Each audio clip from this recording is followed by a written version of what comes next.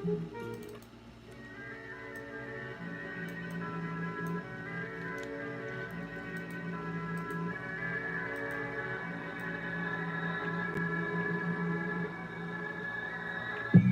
bust pipes, all creates VVS, cut ice, up nights, we pump pipes to relieve the stress. Fuck life, we go from love life to screaming we the best before calling every girl a dish. The pearl a bitch, Jews with toss, left the world a dish. Food for thought, leave a tip for the leadership. Avoid the GMO, eat what you grow, reap what you sow. Reap the rest, Rapunzel, thread and needle, golden on.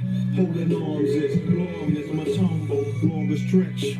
Then runs a Colombo, older uncles in the golden dawn, nephews in the vestibules, holding arms, throwing bombs at the head of fiends.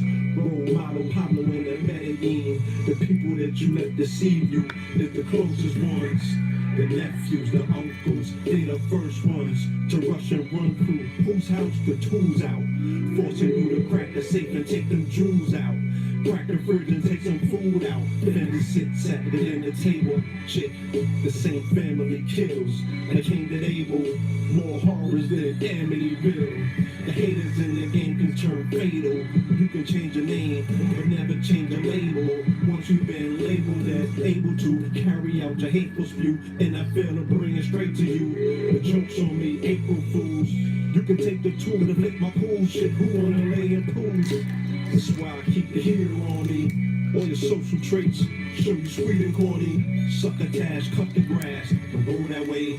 That's where the cobras made. The coldest thing was overlaid by a poker face. I got my joker on. Jared Leto, open case. Pepper Seagulls, cold race. Golden arms to close the case. Minus touching like discussions over nice production. These pipes be busting. Desert Eagles and these golden arms. VVS, I'm just angel of light. You know what angle of light. A stranger in the night, entangled in the fight, the strangling of life, the changing of the gods, the rearranging of the cards. Doctor Strange in them foreign cars. We was icons before they started shooting them Nikons. We had the cannon and the Marker cannon, 3 5s in the 70s, knee high in the 70s. And I was Ebenezer in every prism, deadly missions like Debbie Fisher. Every scripture, heavy mixture, cherry elixir, and every bar mitzvah. Moving hands, niggas use the gram just for moving grams. Playing losing hands, niggas losing bands. We in a music band, and they wanna stroke my ego, invoke my egos. Man, I spoke to people with that coke with ego. Yeah, the dope is lethal. My commentary is like commissary for these broken people. Food for thought, I'm on my shmoney grind. Bentley truck, same color as the honey wine. The organs rising, the price of your organs rising. If niggas ain't talking about organizing, there's no communication, no horizon. Alright, there we go, there you have it, there you have it. That's VVS, Peace to the Family. That's VVS off of the Twin album. Peace to the family, peace to you and yours. Welcome to episode 69. Woohoo, that's Takashi. Welcome to episode 69 of Melanin Monday. You know what I'm talking about? Alright. Look out for that VVS video. I think it's dropping this week. Alright. So look out for that VVS video dropping, I think, this week. Alright. So peace to the family was really good. Let's do this roll call. Inglewood is in the building. Peace to Inglewood. Inglewood reminds me of Harlem on the West Coast. Like, and when I was in LA, Inglewood felt like 93, 94. That's a dope part of LA. Keep that shit black. Tucson in the building. We're coming to see y'all in February for the gym show. We coming out there for a whole week for the whole gym show. So get ready. We're going to do a lecture when we come out there for that too. Phoenix, yes, Phoenix is in the building. Big up Phoenix. Big up the whole AZ. Big up to Empress B444. Give her shout out, y'all. We bringing the sound effects back. When she come, when I'm gonna have the bomb for Empress B44 when she pulls up. Houston is in the building. Salute to Houston. Shout out to brother Talik, Pop Darby, Derek Gray, Sister Ajna. I see that they in Houston. Salute to y'all. Staten Island is in the building. You know, Portland, Oregon is in the building. I never been to Portland, But we might wake up in Portland one morning. Washington, NY is in the building. Salute to the New York family. If y'all was anywhere where there was a blackout this weekend, drop it in the chat room. Let me know. Oakland is in the building. Salute to Oakland. Salute to 19 Keys. Salute to Billionaire PA. They in Oakland. They was at the barbecue this weekend. The Proud to Be Black barbecue. The same barbecue where Barbecue Becky made the phone call last year and tried to get the pigs called on the peoples. Yeah. Nashville, Tennessee, Chicago. OKC is in the building. All right. 717 is in the building. Jersey's in the building. Crenshaw's in the building. Macon is in the building. You already know. Toronto, the 6. We're going to see you soon in the 6. Boston is in the building. Can't wait to get back to Boston. Miami's in the building. Miami, we finna pull up real soon. We got something special for Miami. Buffalo is in the building. Rough Buff. Shout out to Conway and all of them. You know what I'm talking about? Nashville is in the building. Norfolk is in the building. Lexington, North Carolina. Lexington sounds like it's lit. Cleveland is in the building. Go to the Serpent Mounds if you live in Cleveland. Go to the Newark Earthworks and go to the Serpent Mounds and charge up your stones and go and do rituals, like go and do meditations and whatnot, and just go there because the energy there is off the chain. It's on an energy grid. It is a sacred site. You understand what sacred sites are? Like, it's not just a regular landmark. It's a sacred site, and it has it's one of the 7. It's one of the 8 wonders. The way that it's lined up in alignment with star systems. So it's right in your backyard. Serpent Mound. We went there in 2009. This will come up in the documentary. We went there in 2009, and the shit changed my life. That's on God, and not on some life-changing shit. I'm on a journey. I'm on a mission. You dig what I'm saying? We started this journey where we're at right now, hard body, and like a decade ago. You dig what I'm saying? Different, it's levels to the shit. So me and Blue, we raised up on a whole nother level 10 years ago. When it came to this mission that we're on and this journey that we're on. And at the inauguration was Serpent Mound. You dig what I'm saying? Portland is in the building. So go get it in. Kentucky, Savannah, Georgia, Florida, Land of Flowers. You already know. Florida is somewhere where when I lived out there, my DNA upgraded. It changed because that sun and that tropical environment, and the fact that pieces of Africa is underneath Florida. Look it up. Pieces of Africa underneath Georgia. Look it up. Shout out to the brother Yurima Karama. Real dude right there. Tampa, Florida. Shout out to Derek Grace. Shout out to my beautiful sister. I gotta get your name again. From out of Tampa, Florida, she has a massage. She has a spa, a health spa, and she does massages. And I got one of the best massages in a very long time at Nicholas on Sunday when I went to go see Soleil, who is the wife of my comrade, Professor Griff. Y'all know Soleil, right? Do you know that Soleil is deep? Like in too deep? Like she goes there, she can teach a class to a group of 1 million women and successfully level them up, or successfully drop enough information on them that can help them in the upward mobility of their lives. Because I sat in a class that she taught on Sunday at Nicholas, and I'm here to let you know the sister is delivering some very much needed information to the people. You know what I mean? To her sisters and her brothers, but her sisters in particular. You feel me? So whenever you hear that she's in your town, take advantage of the fact that she's pulling up.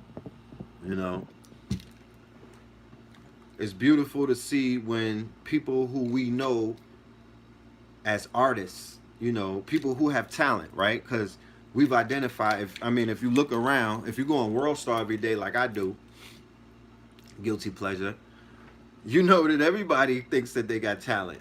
You know, if you watch TV, like I really don't, but a lot of people do, you'll see that there's a plethora of shows that are showcasing talent for people who swear America's got talent, right? So everybody has a gift. So it's always great to see when a person who we know for a certain gift is able to introduce us with a new present in the presence in the gift of something new, such as teaching. You know what I mean? Like that's she's added that to her portfolio, and that to me, as a, when you grow up listening to an artist, that's the kind of level of growth that I respect. Like if any one of these artists out of the industry who watch us and learn from us, and they're listening to this in the studio, listening to this in the studio right now, if they stepped up and became teachers to share information and to put their brand, their name, their legacy, their face, you know, everything on the line for a righteous or worthy cause. That would be honorable. To me, that's upward. That's upward mobility. That's upward trajectory. You understand what I'm saying? Because I could utilize a measuring point to say, look, you could either go that route or you could decide to go this route and live this kind of existence. And then you may wind up on a milk box carton. Where are they now? You have more of a possibility winding up on unsung, being a industry slave, or just being an industry tool, or just being someone who's contracted, and you don't ever, you're like a eunuch. You don't really ever say anything. You know, you don't step it up. So you just live in a mundane existence. To me, that's not living. Living is allowing yourself to evolve and to grow and to let that shit shine. You know? Because remember, we talked about this last week. Either you're living and you lived, or you're going backwards and you're dealing with the evils. You know what I'm talking about? You're living backwards. So some people choose to live backwards for the safety that living backward affords you. You know, there's a level of because when you're living backwards, you're doing shit that you done did before. So there's a level of comfortability with doing shit that you always done. But people are completely uncomfortable to do something that they've never done, or to do something that they're afraid to do. What jersey do I got on? Athletic build. It's athletics. AFR-LETICS. That's the homie there. Alright? That's my peoples out of ATL. Shout out to Wadada. Shout out to Blue Pill. Shout out to Cosmo. Blue Pill and the brother Cosmo, Ra Aku, the Cosmo physician. They just did a lecture on Sunday at the Wadada in the ATL. The ATL came out to represent and show love. So shout out to everybody that came through, KTL and the ATL. And continue to pull up to Wadada when they do things. You know what I mean? I made it my business. I'm going to be down there in Atlanta more to do more lectures and workshops and things of that nature. And shout out to everyone who saw the video that we put up. I believe it was either yesterday or the day before, called Facts 2020, How to Build Your Clothing Empire. Okay? There's a 1.5-hour video where it's sort of like a behind the scenes look. But not only is it behind the scenes look, it's a prototype to where we're doing what we're about to start doing with the Facts 2020, the whole platform that is about to be introduced. We're going to be giving you content that's going to be empowering. We're going to be giving you content that's going to take you places that you've never been before. We're going to give you content where we're going to be pulling the curtains, pulling the curtains and letting you see what's really behind the curtains, because it's time for that. Everything is about timing. Thank you for that. Thank you for somebody said great video. Thank you for that. It is a beautiful video. You know, shout out to Mr. G, who is the producer of that video. Shout out to Mr. G. If you don't know who Mr. G is, you are soon going to find out if you are in this community, because Mr. G is one of the producers alongside Nick Cannon on the Sabi documentary, which is going to be nominated for not only, you know, film festival awards, but I promise you, on everything, it's going to be nominated for a top award. You know what I mean? That Sabi documentary is going to go to the SARS, the Oscars. You know what I'm talking about? When is that coming out? I think 2020. You know what I'm talking about? I think 2020. Before that comes out, Hidden Colors Part 5 is on the way out. Go and see that. Make sure you go and catch that. That's gonna be fire. You know what I mean? That's gonna be lit. And before you go and see the Sabi documentary, make sure that you get Mr. G's book that just came out this weekend, called The Life and Times with Dr. Sabi. Now let me explain something to you from somebody who's qualified to speak about anything Dr. Sabi related. Facts? Okay. Mr. G spent the last 4 years, right, with Dr. Sabi. Okay? You often heard me say, and I utilize a very simplistic formula, but this formula has so many implications and it's so multi-layered. I said, it's not how you start the race, it's how you finish it, right? And what I'm saying is that a lot of our existence is summed up to those last years of our lives, okay? The last years of our lives, and the people who we're able to share certain information with, to pass certain things on to document certain information with, those people are extremely priceless. Even in traditional religions, those would be people who will receive, you know, they would be like the ones who were the scribes, who will receive the information to write the documentaries or write the biographies or write the tales or write the true stories from mouth to ear. Okay? So amongst anyone who has the badge of authenticity when it comes to telling a Dr. Sabi story, it will be Mr. G. Okay? And when you read the book, or if you saw the video he did on Black Magic 363, or when he starts doing press, because you're gonna see him doing a lot of press, he works with Wendy. He's the cameraman, and he works the production behind the Wendy Williams show. So he's in the industry already. Okay, he's already in the industry. So you're gonna see him on Sway, and you're gonna see him around. You might even see your boy, but we'll get to that one minute. Right? We'll get to that in a minute. So Mr. G is he has hundreds. Well, I don't want to talk about his business. You know what I'm saying? I don't want to. I'd rather just talk about the business that the people know. But he has interviews with Dr. Sabi that nobody has ever seen, and these interviews are not just your ordinary interview. Dr. Sabi said that man was chosen to be to be there in his life, to do what he has done, and that's to document his last years. And the things that he shared with him is in that book.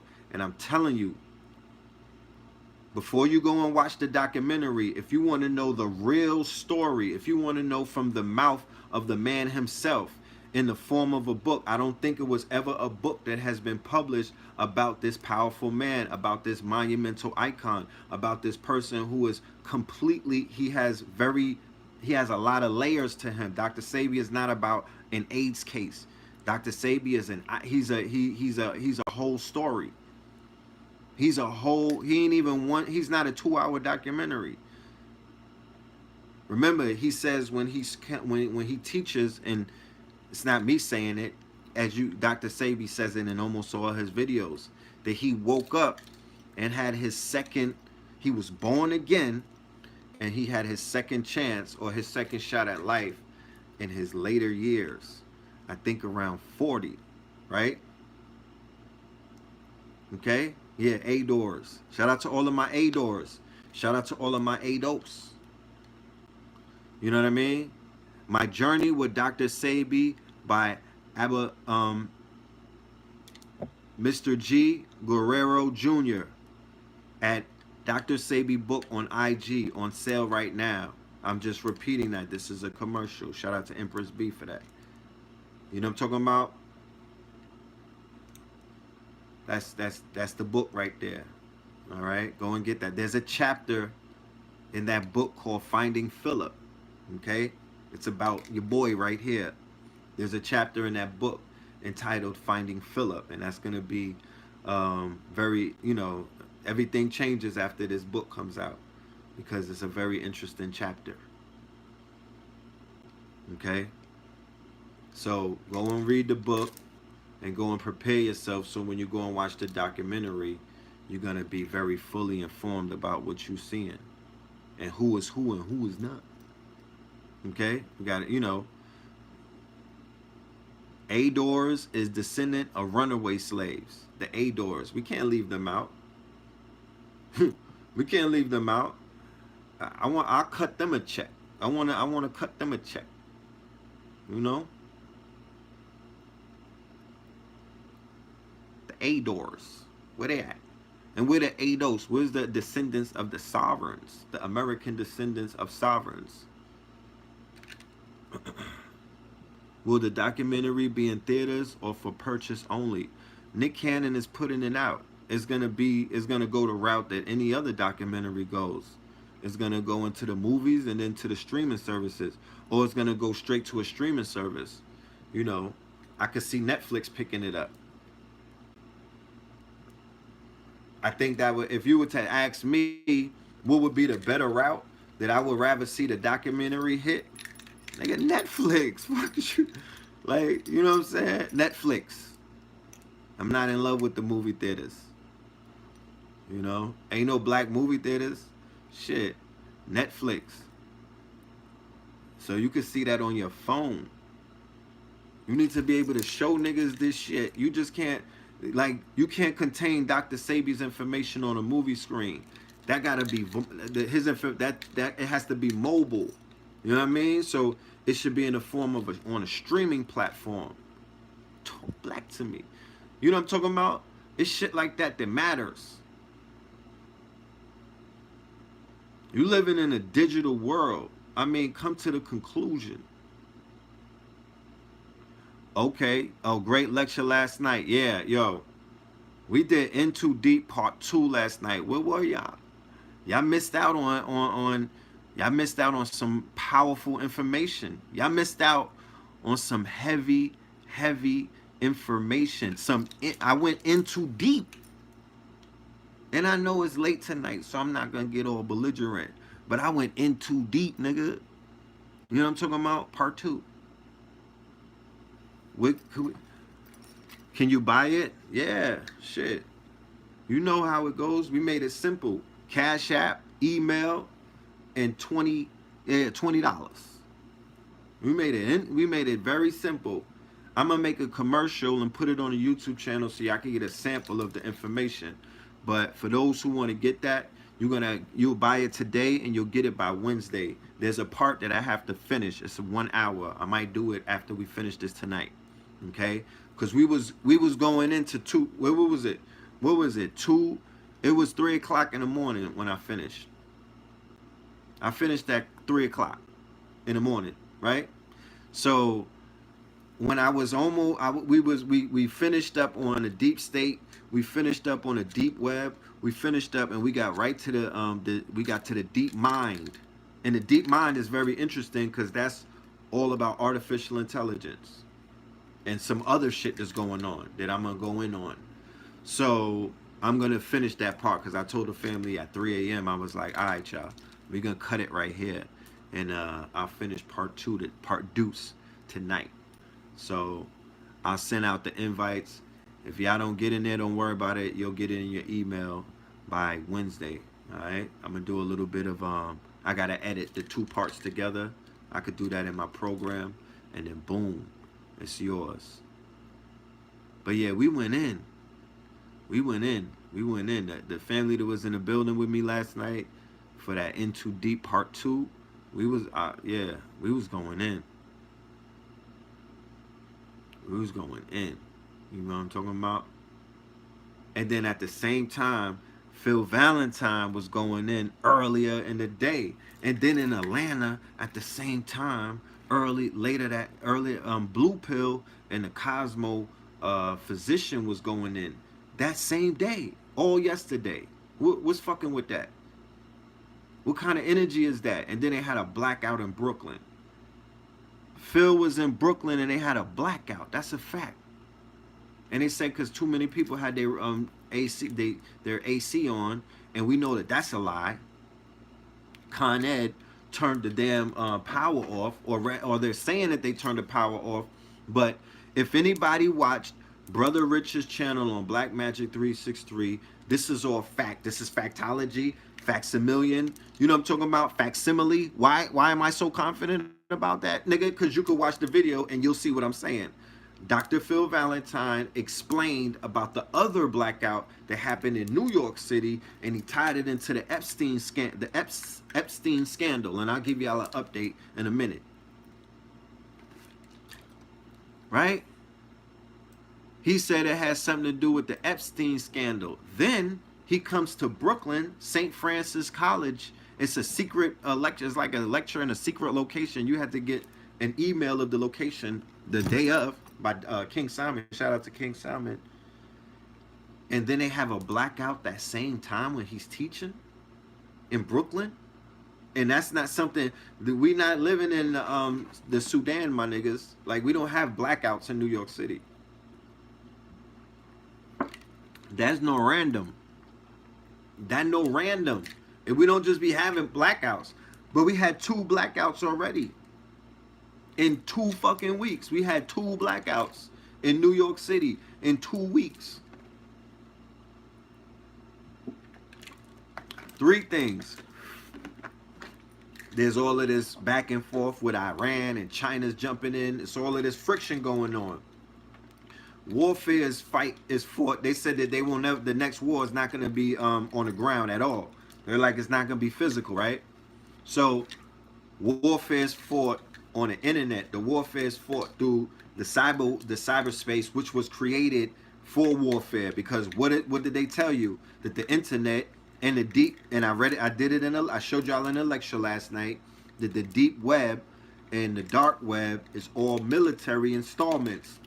These have been created for the purpose of government and for military. And then there was a commercialized version that they call a surface web, but everything underneath that, the deep web, and then underneath that, the dark web, that is still being utilized to this day for both governmental, private, and for nefarious criminal activity. That's a fact. And this is something that the military has created. And that's also factology. You know what I'm talking about? That's also facsimile. That's not a theory. That's not my hypotheses. That's not me talking to the ant. Yo, I talked to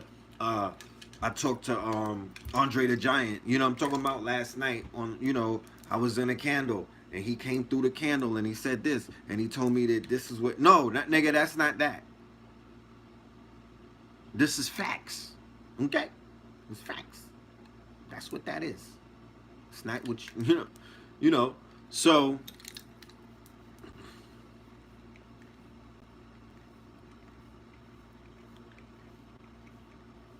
yeah, PHILMORELAND. Did I hear of Billy Carson? Billy Carson is who? Billy Carson is who? So now we play on the surface web, right? In the Matrix, if you can think in Matrix terms, okay? If you could think in Matrix terms, the Matrix also showed you this.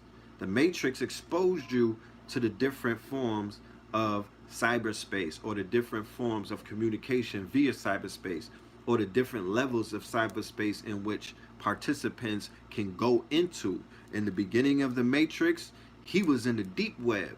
Neo, or Mr. Anderson, for that matter, he was in a deep web. He was in a deep web jugging on the Silk Road because he was jugging. He was selling drugs. They came to his door to pick him up, right? He was on a deep web and he got caught. He was off the grid. He was not on a surface web. He was not being detected by Agent Smiths in them. He was on a deep web, off on the onion router, on the tour, jugging on the Silk Road. Facts. You niggas talking about Area 51. He was jugging on the Silk Road. Okay? So I explained this in last night's lecture about the benefits of the deep web. In the future, we're going to talk about Future's bodyguard getting knocked out in Spain in a minute. In the future, communications are going to have to be had off of the surface web and either on the deep web or the dark web by anybody who wants to move without getting their ass bust or without getting what do they call that, renditioned, or without getting, you know, all kind of things. Translation. And you need to learn about that deep web, and you need to learn about that dark web, and you need to build up some places where you can congregate and communicate and go completely off the grid and leave that internet shit alone. You know what I'm talking about? And get into encryption and get into being able to move anonymously through the web, so when you go online, you can't be traced and nobody has your location and they don't know what the hell, what sites you're visiting and who you're emailing and all of that. You need to, in the future though, in the future, you're going to see the importance of doing shit like that, because I'm not going to waste my time in the present trying to explain how important that is. But we'll get to that. You know, we'll get to that. And this is how people are moving right now. 10% of the internet is the surface web. 90% of all of the activity is the dark and the deep web, meaning that we are participating in this matrix in a whole. We're participating on a stage that ain't even. It's just a set. It's not even real. It's just a setup. The real action is taking place somewhere else, completely off of the grid, and you have no idea. You know, you have no idea. There's a big world out there, and this big world is connected, and this is an alternate world, the same world that Neo found out when he tapped into Zion. He thought living in the Matrix he was there, and then he found out after he took the red pill that there's levels to this shit. It's all kind of worlds that are out there that you've never walked into. But you have the opportunity to walk into those worlds. But you got to take the red pill. But you got to unplug. But you got to dive in too deep, nigga. You got to go down the rabbit hole. And I'm saying that to be interpreted on multiple levels. I'm talking about some niggas might have to unplug by, you know, popping some shrooms or hitting that bufu. You know what I'm talking about? Or, you know, anything natural. You know, the magic mushrooms, just, you know, something. Some people might have to unplug in other ways. There's people who have near-death experience and they unplug from the matrix. Why is that? They come back never the same again. They're unplugged. Some people go to war and they come back unplugged. And they're able to balance themselves out without losing it. You know, trauma, flirting with death, being on what is known as the edge. That's something that soldiers, niggas in the streets, niggas behind the wall, people that are out there living that life, they could relate to that. So they have breakthroughs just living life. You got to understand, in crisis, you can meet ISIS. The veil is lifted. Translation: when you going through some shit, nigga, and that adrenochrome is pumping, nigga, shit happens. You could tap out. You could, you know, You have revelations. You turn into somebody different. People who've gone through shit, it created who they are right now. It made them who they were. It's people who are living half of their potential, and they the shit right now. But they just living half of their potential. They could have been the shit. You know what I'm talking about? They could have been the shit. They just the shit though. And they're comfortable being the shit. But remember, comfortability is the root to all evil. You get too comfortable, nigga. What do they say? The idle mind is the devil's workshop. Translation. You just chilling and shit. You know what I mean? You just chilling. You basking in your greatness. You know what I mean? You drowning in your drip. You know what I'm talking about? You think you got this whole shit covered, but you only popping on one block, nigga. You feel me? You only conquered the corner. You got that. That's yours. It's all yours. You got it. But nigga, it's only a corner, and it's a million corners out here. You could be popping on a corner of the universe, but you only settling for the corner of your block. You know what I mean? You own the whole shit where they do pull-ups on. That's all you, the whole pole. You know what I mean? You got your crack rock stashed under the motherfucking the payphone. Nigga, it's all yours. But we not thinking big though. Translation, that sometimes we're settling for less. Even though all of us are great. We have greatness within us. Look at this. Even in our fallen state, even in some of our most, lower frequencies, we still manage to shine. Black diamonds. You feel me? We still manage to shine. Even though it could be a dull shine. Even in our ignorance, niggas is shining. So I'm saying that collectively, I don't, we have so much more potential to fulfill. Individually, we have so much more potential of who we can become. Even though who we have become is something that's honorable and something that's, you can measure that. You could look back on yourself 10 years ago and see where you were and compare it to where you are right now.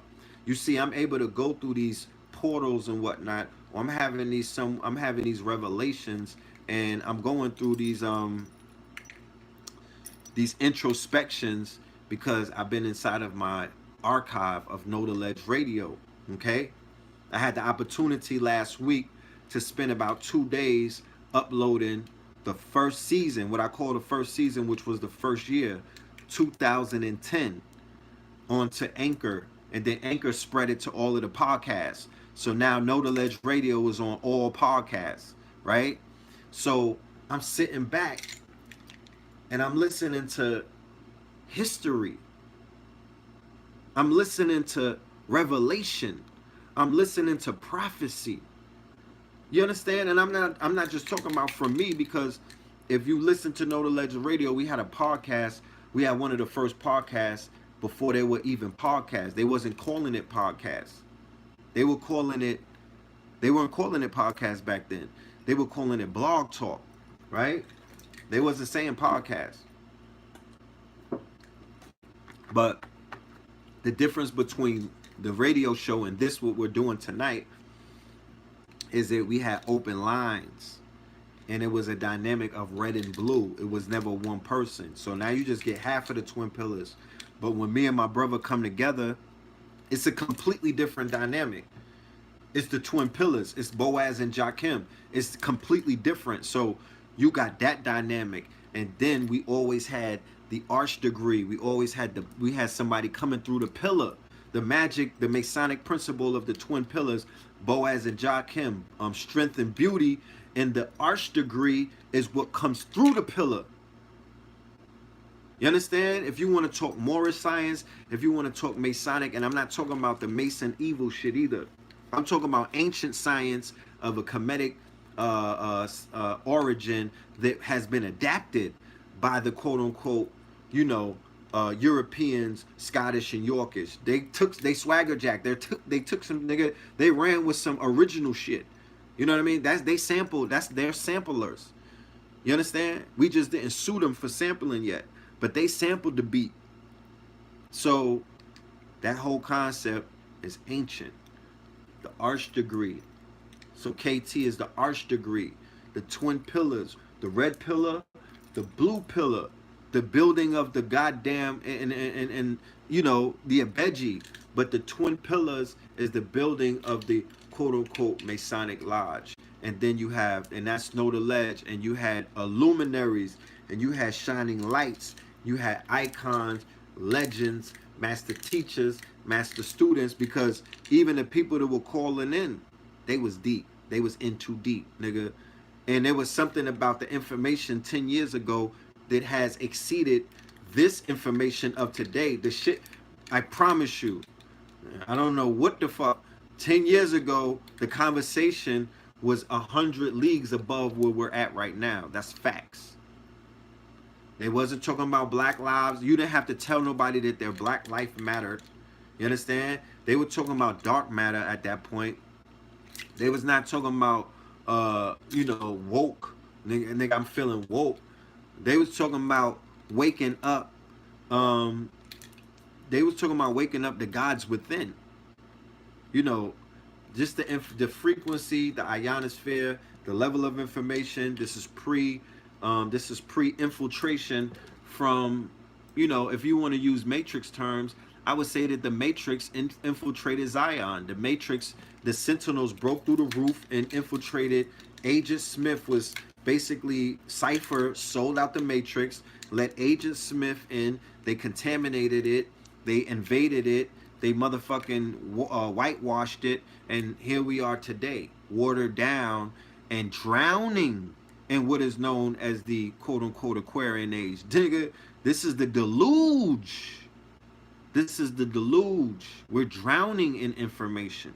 We're drowning in the motherfucking cesspool of toxic consciousness. We're drowning in all of the shit that has the sentinels already have come in. Everybody is being watched. Everybody is being monitored. Everybody is, you know what I mean? And a lot of these niggas is on assignment. A lot of these niggas is working arduously. If you can't tell by now, then nigga, I don't know what to tell you. I don't know what to tell you. You've been invaded. Nigga, Cypher has sold, that nigga sold out in 2000 in the early, what was it, like around a little after 2012, nigga. You was infiltrated. And then Black Lives Matter came. And then all of this other shit. And then Black Twitter and other things came into the play. And now we are where we're at. Where you niggas are calling Charlemagne the God Master Teacher. That's where we're at right now. And what I'm saying is, in 2009, 8, 7, 6, 5, 4, 3, 2, 1, it operated in the reverse. The further back you were going, the higher levels and the more condensed and the more concentrated and the more studious and the more mystical and majestic the information was. And you get to see that when you look at the classic lectures on YouTube. Who compares to that? Talk black to me. You know what I'm saying? Entertain me tonight. Who compares to that? Give me three names of your new roster of people who are putting out information and lectures that compare to what you see from the master teachers during that golden era. I'll wait.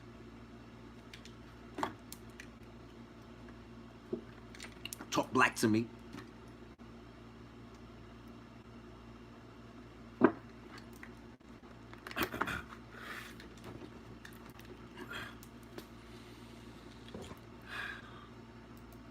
We could turn this into a smoke break, you know what I mean? I'm ready to light up. We could turn this into a smoke break because I'm waiting.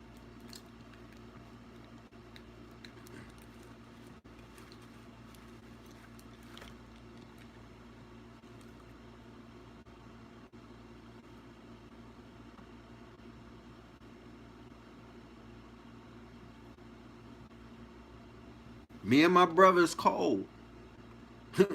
KT is cold.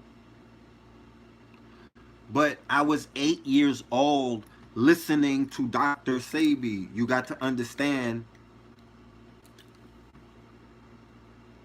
what my life is like. I was 8 years old, a little jit, listening to the OG go in. That's some real big shoes to fill. So we do what we do, but I'm talking about who's giving it up consecutively, consistently, like the master teachers. I've named 5 of them: Dr. Ben, Delbert Blair. Nobody's giving it up like Delbert Blair and these new niggas. I don't want to hear that. Phil Valentine, Dr. Sabi,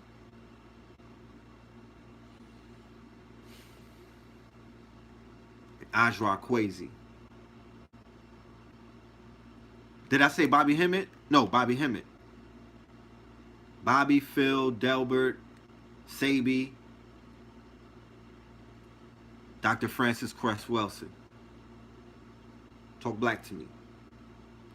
Just people there are some people who are giving good information. I'm not discrediting our teachers of today. Don't get it fucked up. Don't get it fucked up. What I'm saying is I'm naming the size shoes that everyone has to fill.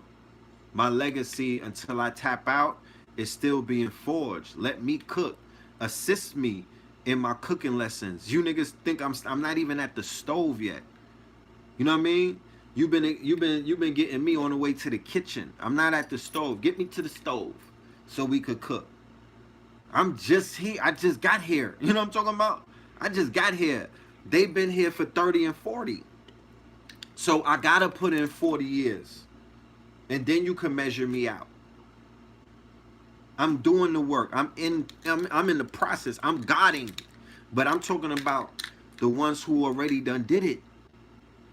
How far don't ever say nature boy on the stream. How far they gotta go in. You know what I mean? How much stuff the master teachers have to do to prove themselves. You know, they've already done it. Their work speaks for itself.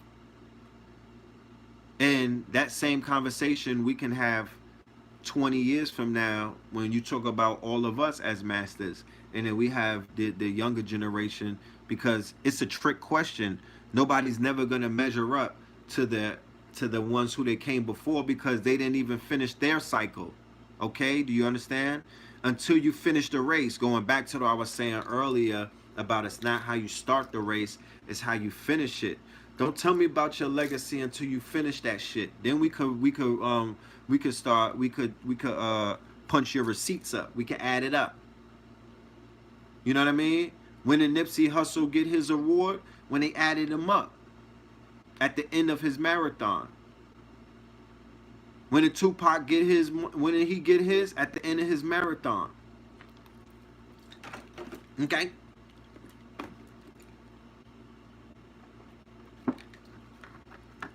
They're having open conversations on Vlad TV right now with the person who murdered Tupac Shakur. Okay? I want you to understand that.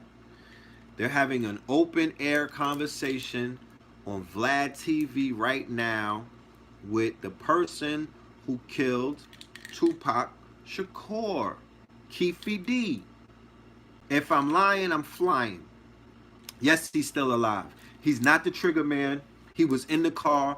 The shooter, the actual trigger man, is Orlando, Baby Lane, and he died. He's dead. But the person who was in the car with the shooter is on Vlad, and he has a book for sale. And that's the world that we live in right now. Okay? That's the world that we live in right now. That someone is on Vlad. Yes, I watched every single clip. I was stuck. I'm only sharing the news. People speculated for 20 years about the Tupac thing. When you go and watch the video, everything that you thought you knew, oh, he's in Cuba. The feds got him. He didn't really get shot. Suge set him up. All of that shit. Oh, He's with Angela. He's with Asada. They making albums. He wasted all that time entertaining that shit. This is what distraction is. This, imagine if all of that shit that you was watching over the years is a rope, right? Imagine all of that shit that you was watching for years is just a rope tied around you, strangling you. And then it comes that none of that shit was real. Niggas in the hood killed him. And then apparently the hood knew about it. And we were the ones that were in on the joke all along. Am I lying? Is that not what they're saying? They was like, yo, everybody knew what happened, but you know, it was hood rules, you know, we couldn't say nothing. And then Vlad got all the information and he's really on some detective shit. He's interrogating niggas on YouTube, bro. I'm talking about he got everybody lined up to tell they dirt.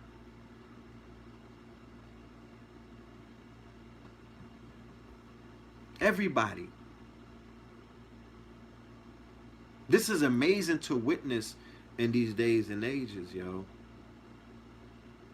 This would never have happened 10 years ago. I know that I'm in a parallel universe. This Doctor Strange parallel. What was the name of that movie that's about to come out? The horror movie? There's some parallel shit, bro. They getting on Vlad telling it all. Rick Ross told the whole story. Reggie White, the dude, the security for Death Row, he's telling all of the dirt. Buntry, what's his name? Keefe D is telling all of the dirt. They got the whole Tupac saga because it's not one person saying it. It's like 5 of them.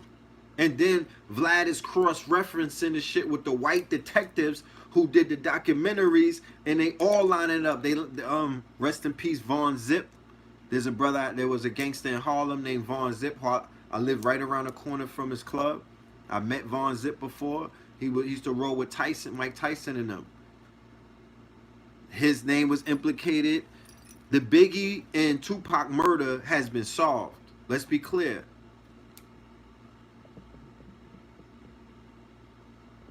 The Biggie and the Tupac murder has been solved. Okay? They are putting that shit out there for everybody who's gonna listen. And when I'm reading the comments, ain't nobody saying they lying. Oh, that's conspiracy. All of a sudden, everybody knows shit that that the public was denied of knowing.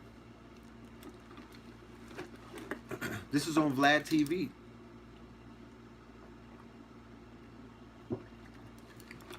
And I don't even fuck with Vlad. Vlad the police. But to see niggas telling on themselves and just putting all the information into this federal dossier and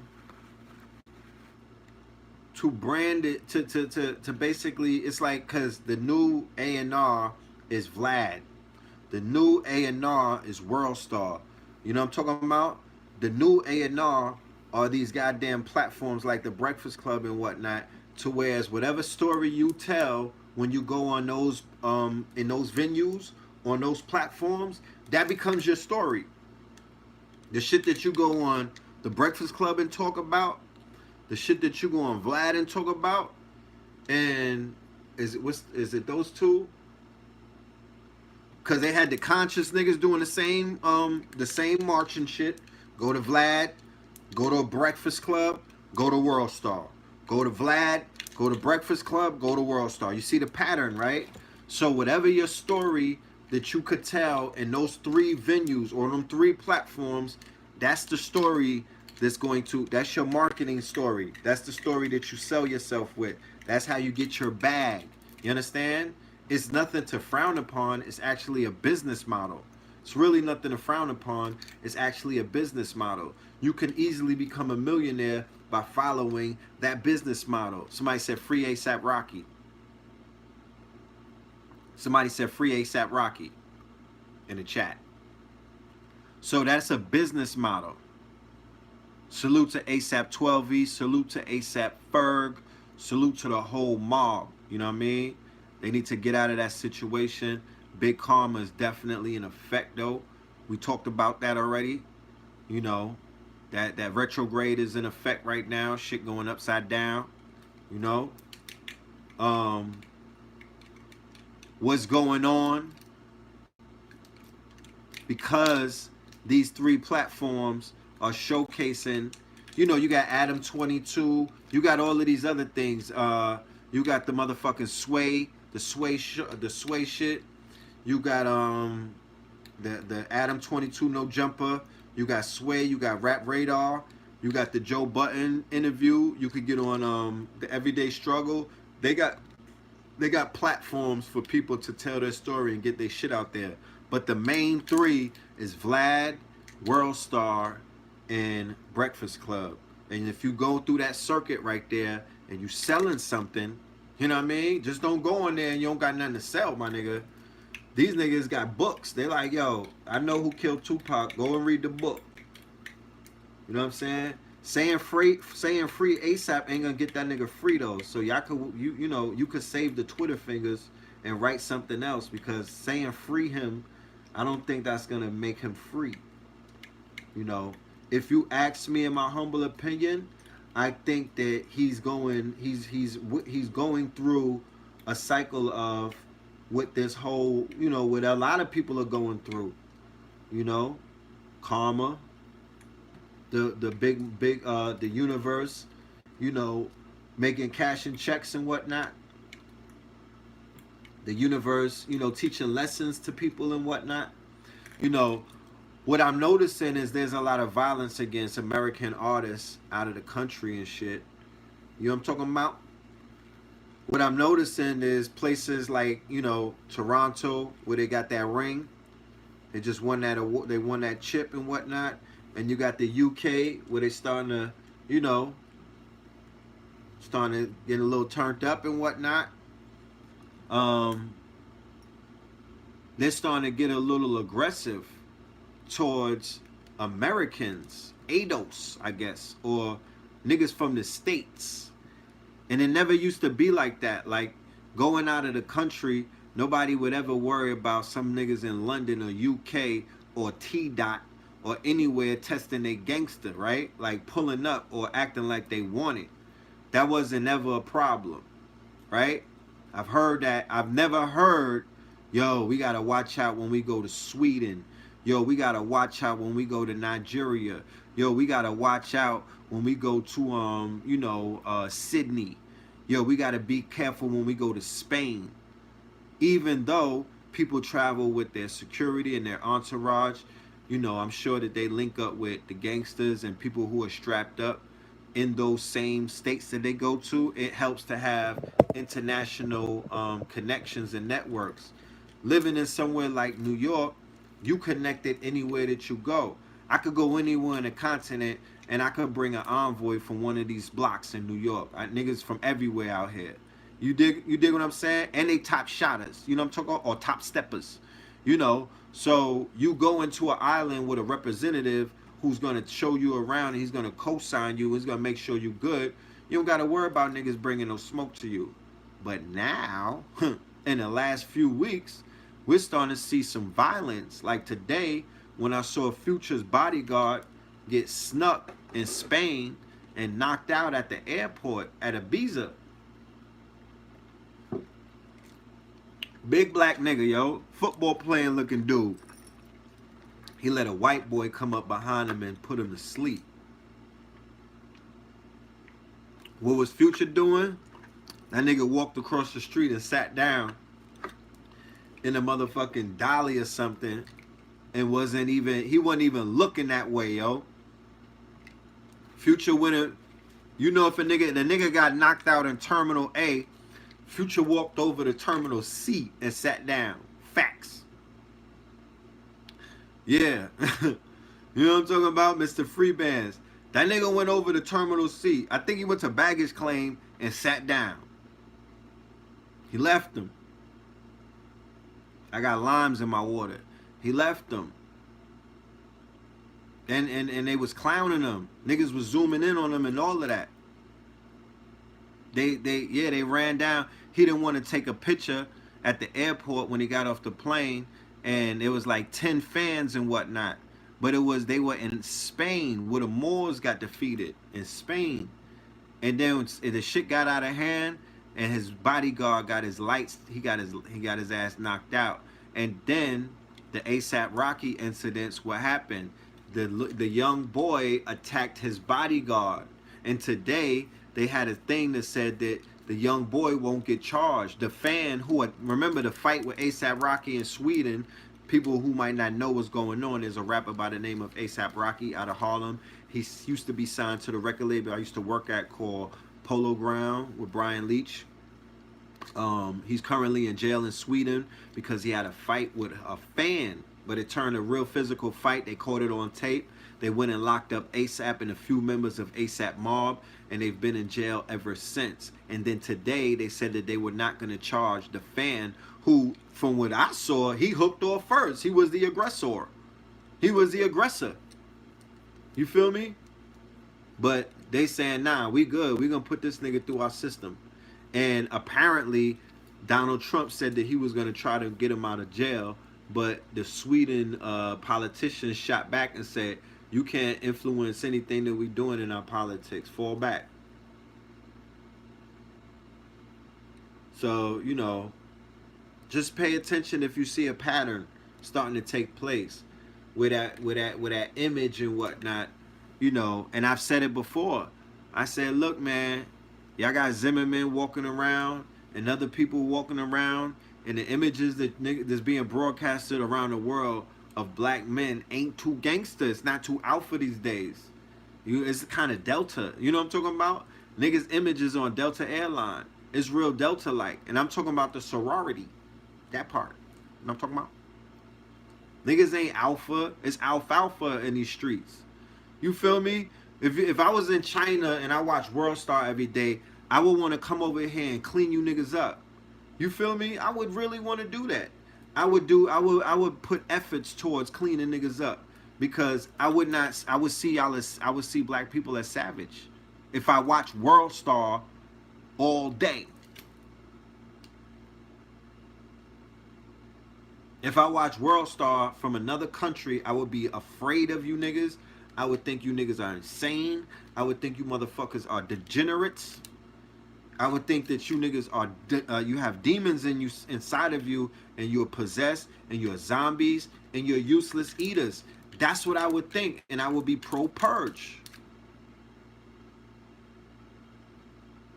And I hate to sound like that and to be harsh, but it's just, you know, it's the truth. We're talking about a perception of another person from the outside. Not how I see it now, of course. But I'm saying for somebody who doesn't know us and is watching us from the outside, for World Star, the degenerate shit to be on World Star, the demonic shit that niggas is getting into on World Star, the completely backwards living that a lot of people, and you know, it's not normal. It's not normal. I come from the mixtape days, nigga. I come from the DVD days. We wasn't on that, on Smack DVD. Niggas wasn't acting like that. They wasn't rapping like that. They wasn't doing shit like that on the come up DVD. Weird niggas. Niggas wasn't moving like that. When on Cocaine City, little nigga. Niggas wasn't moving like that on Clue tapes. They wasn't rapping like that. You know what I mean? They wasn't moving like that.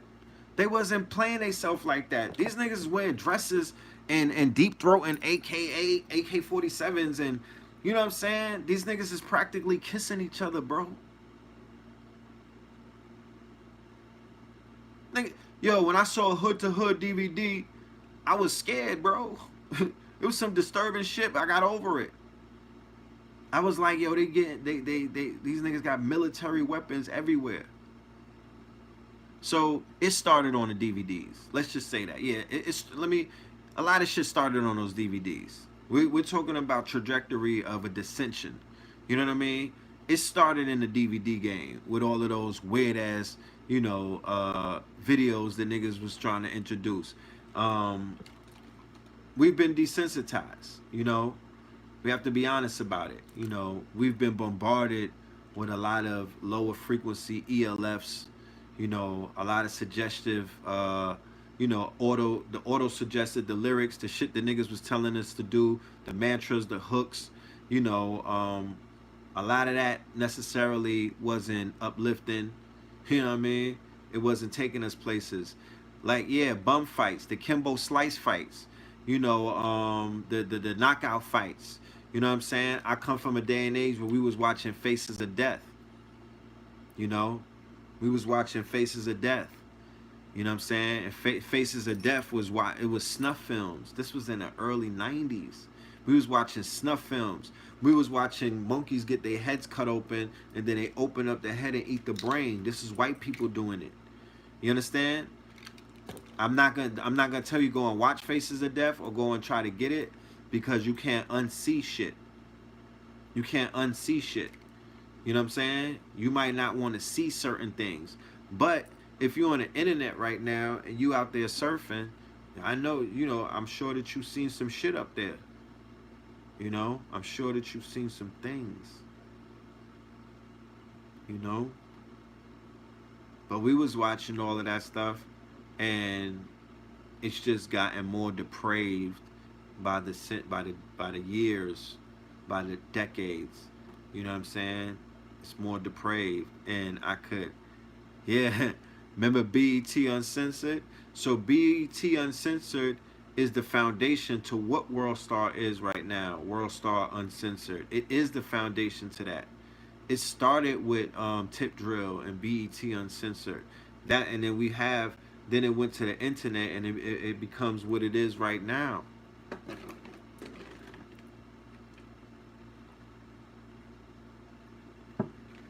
So the same way you got to put lime in the water to make it alkaline, what can we do to make some of these platforms more alkaline?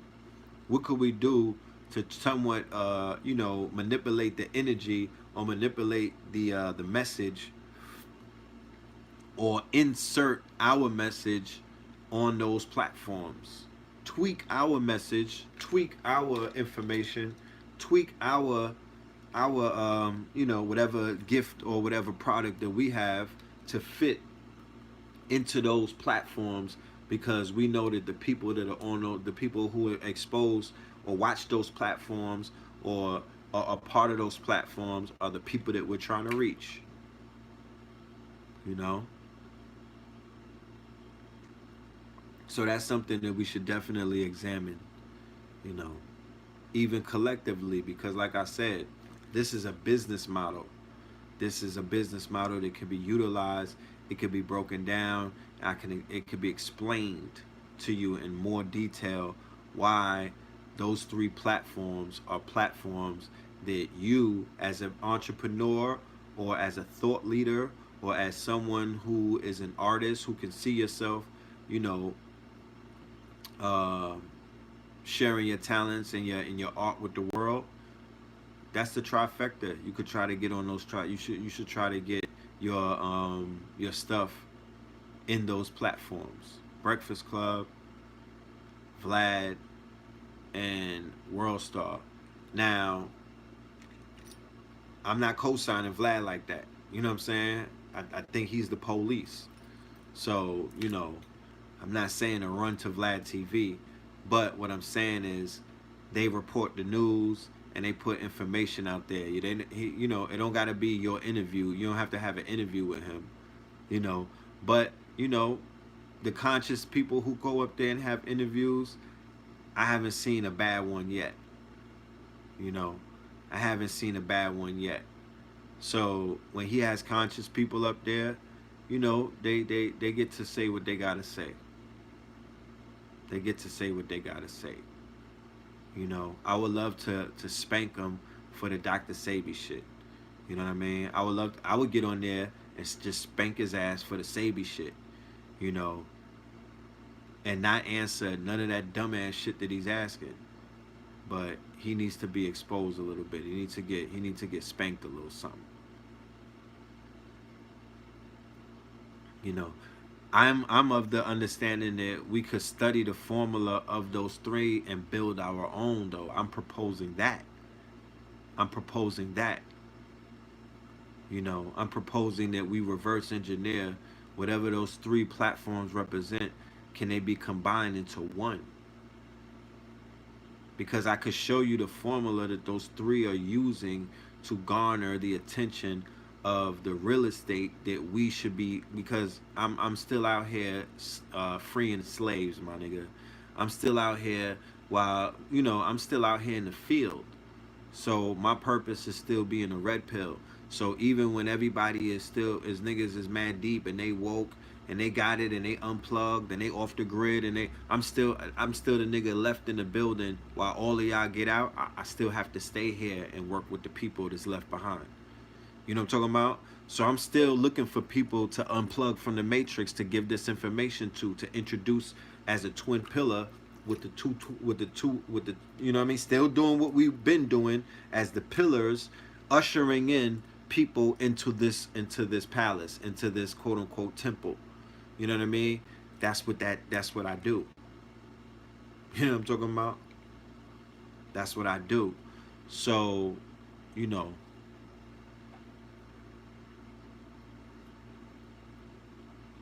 people who are watching those channels are the people who I've been speaking to, who I've spoken to, and who I want to continue to speak to, because I speak their language.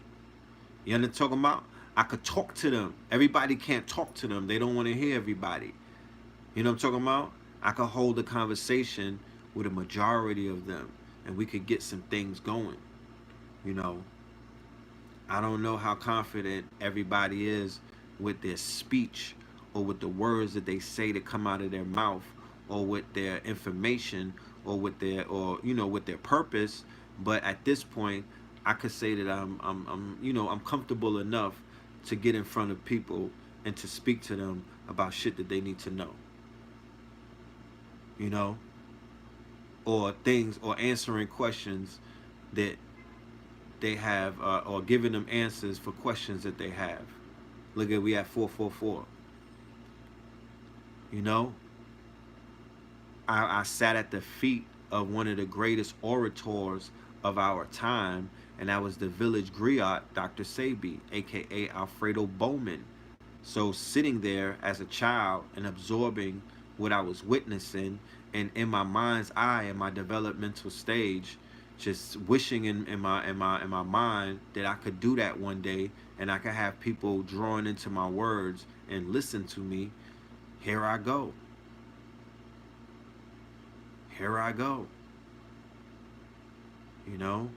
So to speak to millions of people or hundreds of thousands of people, is something that I prepared for.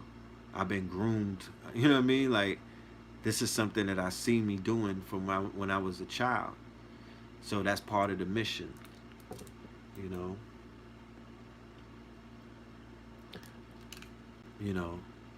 And as a community, we will fare better if we were not to fuck with those three platforms and leave them shits alone. But if we were to take the formula, right? And I'm not saying to bite nobody's stuff. I'm saying to make your own algorithm, write your own code. But in business, in technology, in any form of creation, there's no restrictions off of being influenced by what somebody else is doing, or the formulas that other people or your competitors are using. This is a free trade, right? So the business models of those three platforms can easily be cloned and replicated and made something that represents us. Because that's all we're missing as a collective, is platforms that represent us. You understand? Where the back off, everything is being worked from the back office to push all of the tools, all of the push buttons. Everything is being utilized to push our agenda, push our information, push our network, just push everything, push this movement into a further stratosphere, you know, into a further stratosphere. Because this has the potential to do that. So,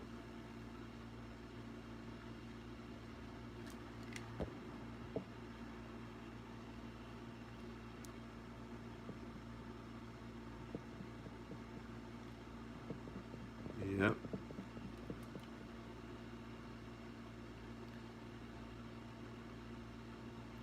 And there's people out there, as I'm speaking this into reality and I'm speaking this into existence, there's people out there that's watching this right now who have the skill set, you know, to be a part of that process, or to be a part of that, you know, that mission of putting together something for our community where we don't have to worry. We can interview each other in the same kind of format. We don't have to wait to sit in front of this dude who we don't know and who we see is already a violator of the culture. You know what I mean? And he's only interested in having people tell on themselves. You know what I'm saying? And then on World Star, you know, you have a conscious video amongst 100,000 unconscious, savage, you know, buffoonery, coonery, fuck nigga videos. And then it's some fly shit mixed in with that. There's some gangster shit mixed in with that. You know, it's a few hotties, you know, some hot girl summers mixed in with that. You know, and then there's some twerkers, and then everything, and then it's the rest of that shit that's a cancer. It's too much. It's a clutter. I've said it before that, you know, when it comes to certain artists, I respect the carbons. I respect I respect the original prototypes. But everything that's cloned, you know, when you have artists who have mad clones, like when Jay-Z had Sicario, then he had another nigga that sound like him. When Biggie had Gorilla Black, and another dude that sound when he had Shine and shit like that. I'm the kind of person that I rock with the original. You understand? I rock with the original, not the facsimiles, not the clones. So there's a lot of clones out here. Even in the rap game with all of these, there's like little Uzi clones, and you got Future clones and shit. You know? Was it Future that made an ignorant statement in the same kind of vein of an ASAP Rocky? I'm not totally familiar. I know that it was Young Thug. His van got shot up. He almost got killed. I know it was ASAP Rocky. There's a list of them, you know, who said some real crazy shit throughout the earlier state. Oh, Lil Wayne. Yeah, Lil Wayne said some shit about Emmett Till. He almost died twice with the shakes and whatnot. He can't, you know what I mean? The rap, Lil Wayne is not who Lil Wayne used to be. The minute he did the Emmett Till thing, look how the ancestors work. Look how the ancestors work. Right after the Emmett Till thing, see, we don't got Bobby anymore. We don't have those kind of teachers who will always be able to point shit like that out immediately. Nigga, he did the Emmett Till shit.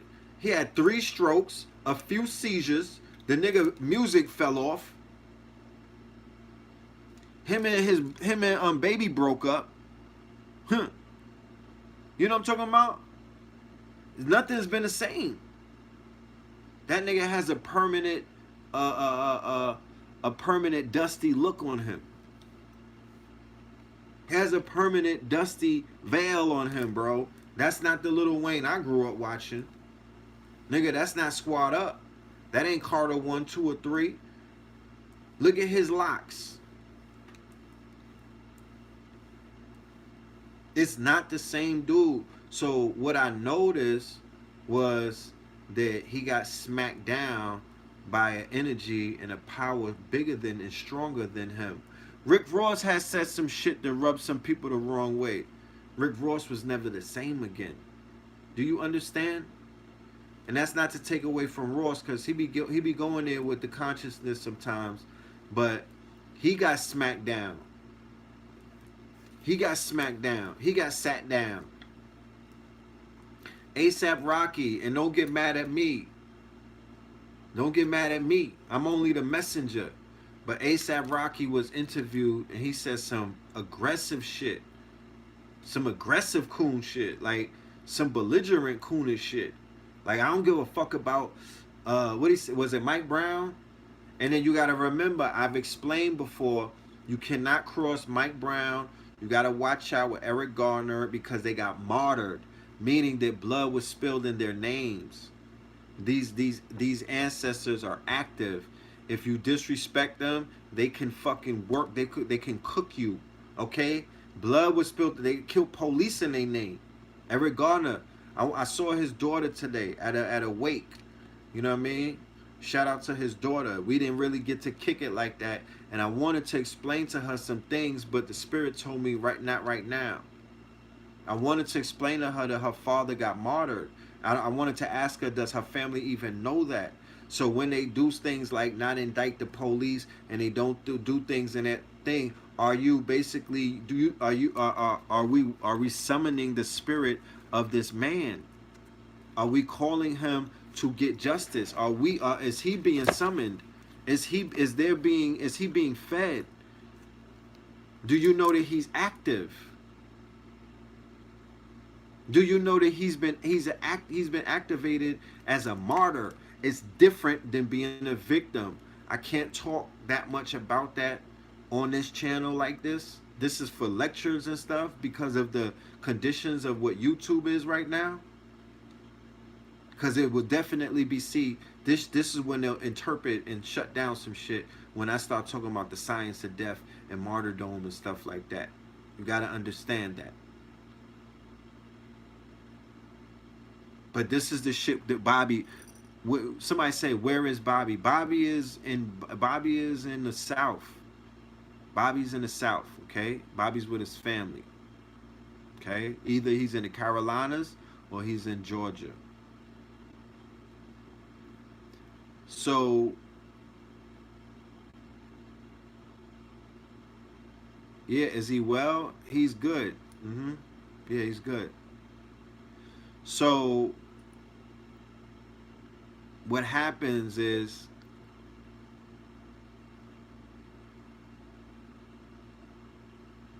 hold on, let me see something.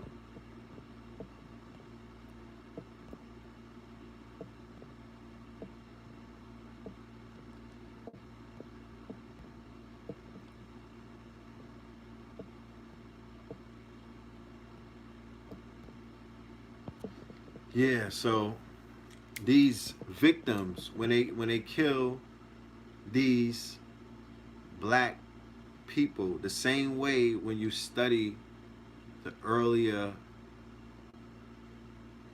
Roman Catholic Church, their history, and they talk about saints and they speak about martyrs and how martyrs were created, and they tell you the mystical properties of the martyrs and martyrdom. And all I'm saying to you, family out there, is that you have to understand that today is the same as yesterday. Okay? Nothing has changed. So you have to apply that to today. Henceforth, the title Saint Nip. You know what I'm talking about? Saint Nip. Okay? So Eric Garner, by way of the brother named Ishmael, let me see, it's in this lecture right here. Let me show you.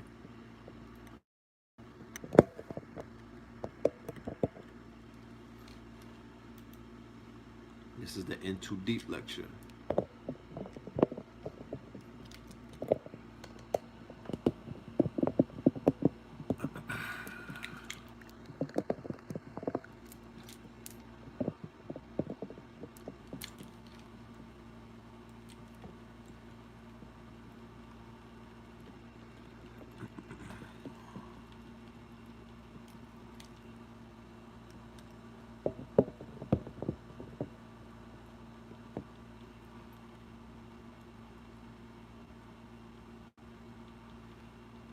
Oh yeah, we might have to go through this lecture tonight before we close out.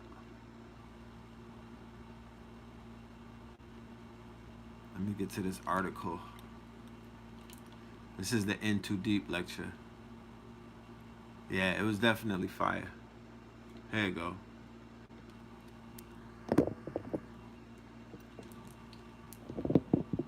Okay. So this is in New York City, Brooklyn, right? Bed-Stuy to be exact. Okay. This is 2017, right?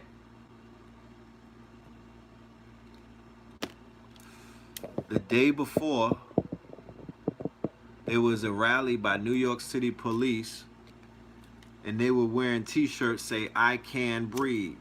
Who remembers that in the classroom? Who remembers those pictures on social media that showed NYPD wearing t-shirts saying, "I can breathe"?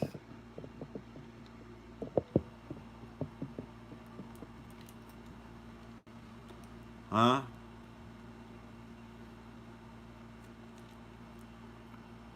Okay. That's what they were doing. They were wearing it in city. They had their own march to kind of like circumvent what Black Lives Matter and people was marching saying. So they try to flip it and disrespect Eric Garner's memory, and they put on t-shirts that said, "I can breathe," huh? Right? So a black man who was watching all of this on the internet from Baltimore, right? He said, "Fuck that shit. That's mad disrespectful." And he came to Brooklyn. This is his update.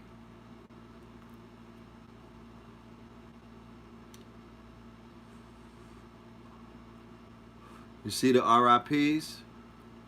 It said RIP Eric Gardner, RIP Mike Brown, right? So he chose those two names to say, you know what?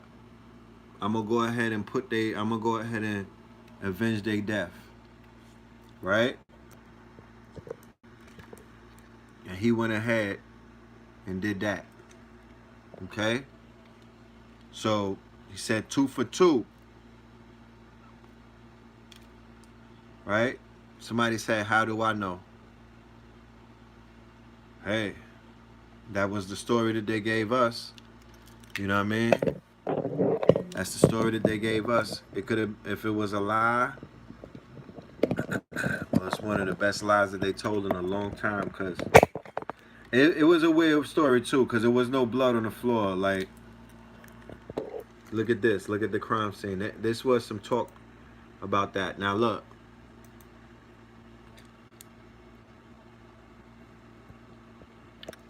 This is the crime scene, right? He shot 2 police inside the car. Do you see any glass on the floor?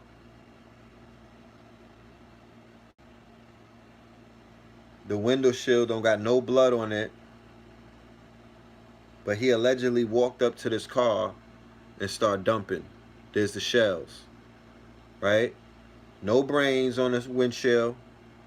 No glass on the floor, right? But right across the street from the projects. So it was in broad daylight, right across the street from the projects, and mad people said that they saw it. So, I don't know. Yeah, they said he shot through the door or whatnot. Okay? So, I just showed you that to show you that he named the 2 names. This is how these things happen. He said this is who he's gonna avenge, and he went and shut it. So Eric Garner and Mike Brown had somebody spill blood in their names. Then we have Mika Johnson.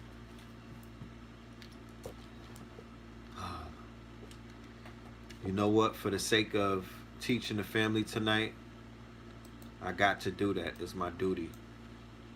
because BET stopped doing the news updates, right? So we don't get news anymore. So I can't assume that everybody knows what has been going on, and you know, the people that the people who have gotten killed, who look like us, who have been martyred, who are not regular victims. So you don't boo. That's not what they do in history. When somebody got turned into a martyr, they went to war in their spirit. They become, remember, they take the saints to war with them. They march to war with the in it's biblical narrative, fam. This is just history. I have to say that disclaimer because I don't want nobody to think that I'm inciting or, have to make that disclaimer because we're talking some heavy shit right now. This is spiritual warfare. This is the science of war. You understand? This is what they learn in West Point. This is the science of warfare.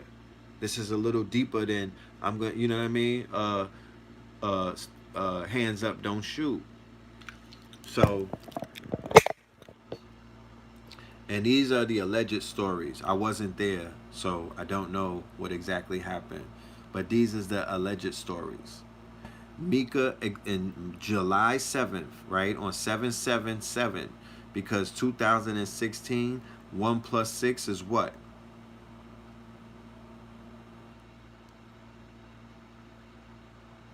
Y'all in the classroom with me. Let's do this together.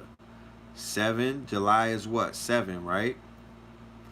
The 7th and 2. Okay, so on 777, right?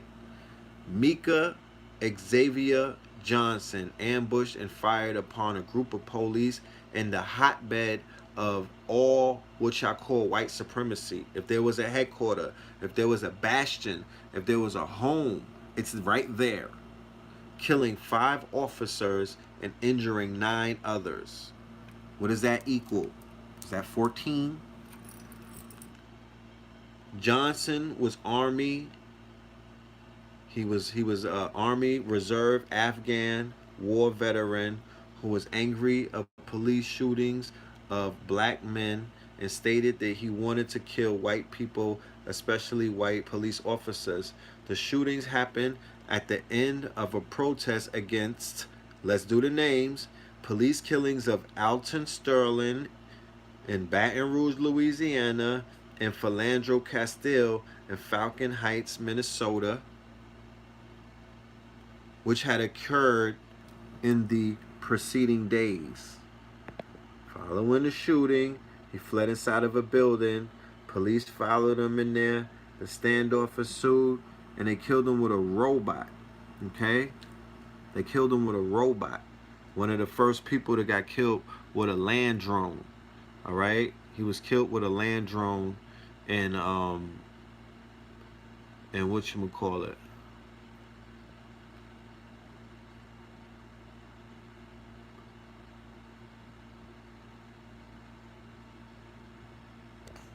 All right.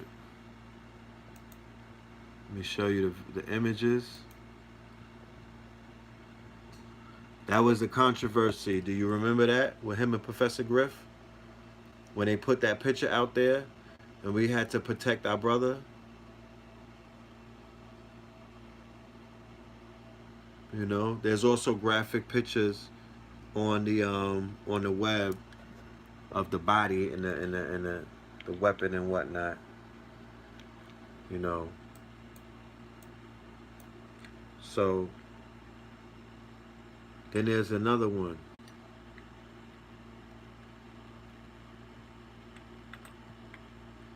Cosmo.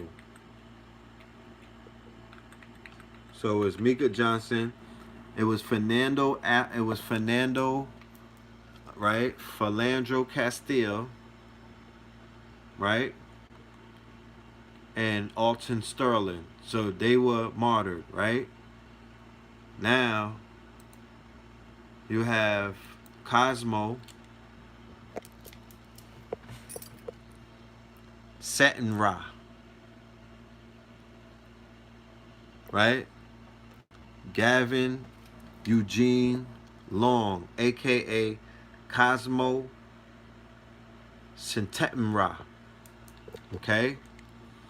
Baton Rouge, an ex-Marine turned self-touted life coach who ranted about government conspiracy in YouTube videos and shared extremist beliefs on social media, has been identified as the gunman who killed 3 police officers and wounded 3 in Baton Rouge.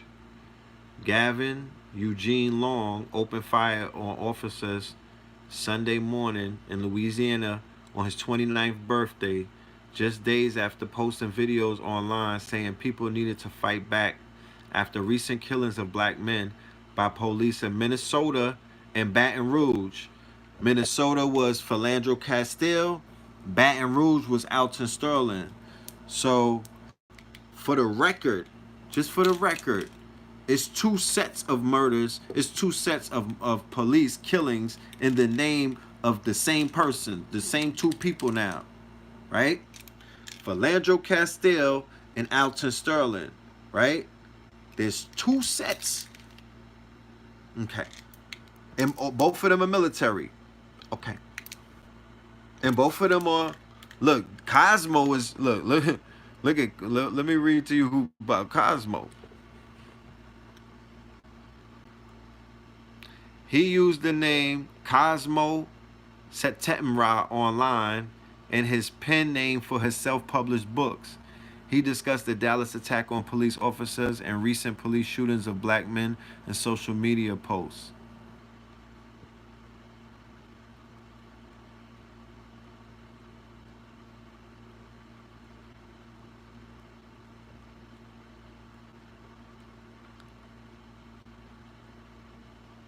Okay, these was his videos. Peace, gang. It's your brother Cosmo. And y'all thinking like, what is he doing on video? What am I doing on video? No, I'm on video because I got a listener email. And I had a listener who asked, she said she wanted to see me in person. And I couldn't do that. But I said, I can make a video for you. All right? And I was on my way out the door. So I just decided, hey, let me go ahead and make this quick video. I guess it's like a reintroduction of myself, because it's been so long. I was in the land in Africa on my Castaway Tom Hanks shit. Tom Hanks, I think that's his name. In the movie Castaway where it was just him in nature with his volleyball, just him in nature though, really. And he was getting in tune with himself. Well, that's what I was on. It was just me in nature and I was in tune, because I believe that's the testing ground for a man, is walking alone. That really shows a man's character. Can you walk alone? All right? And I was on my way to go see my connect. And that's another thing I wanted to say. And by connect, hold on, let me explain that. Because we say connect, but not connect is in like the drug connect. Y'all think, drug connect, drugs, get high. Well, same shit, actually.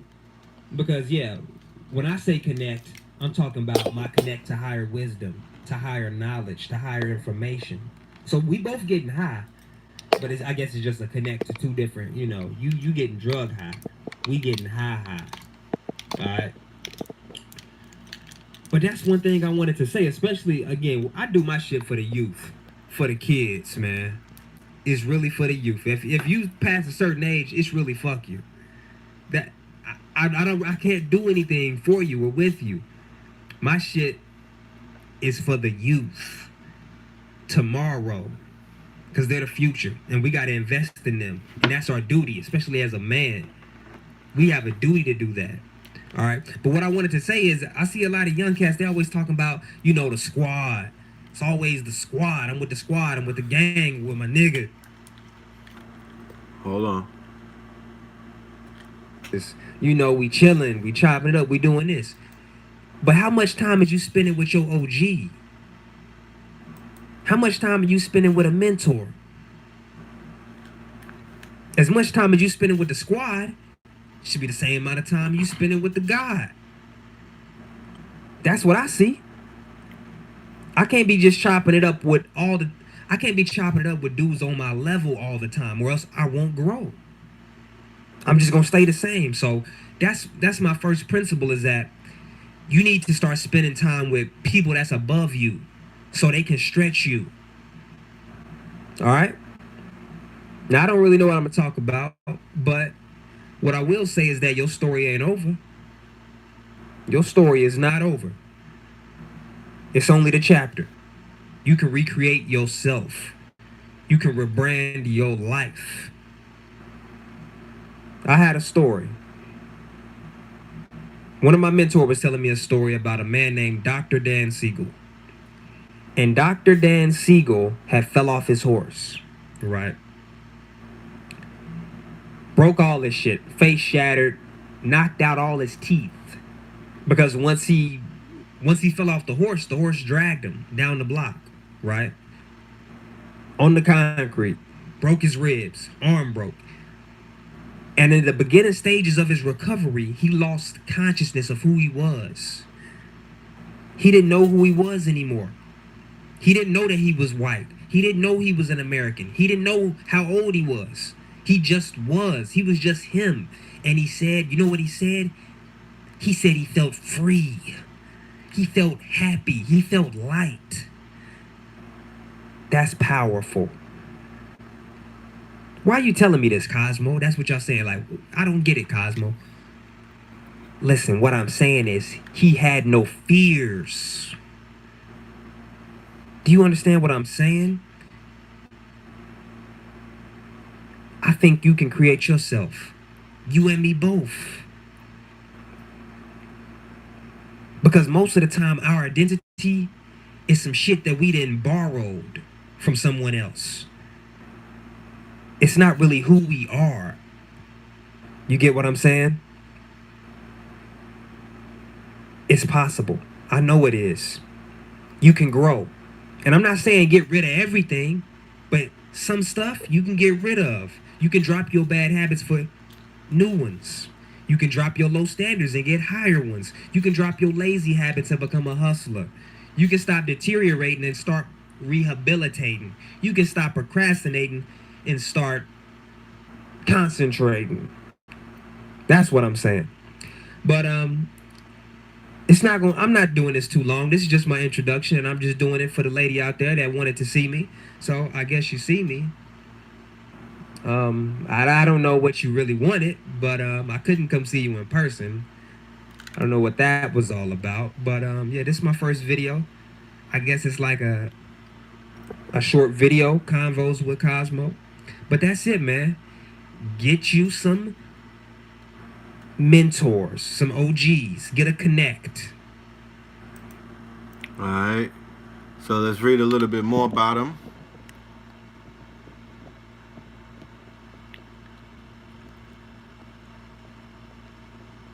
Was away for 2 years living like a king in Africa, just getting back to social media, starting fresh. Okay, so he went to Africa. He was able to have that experience. All right.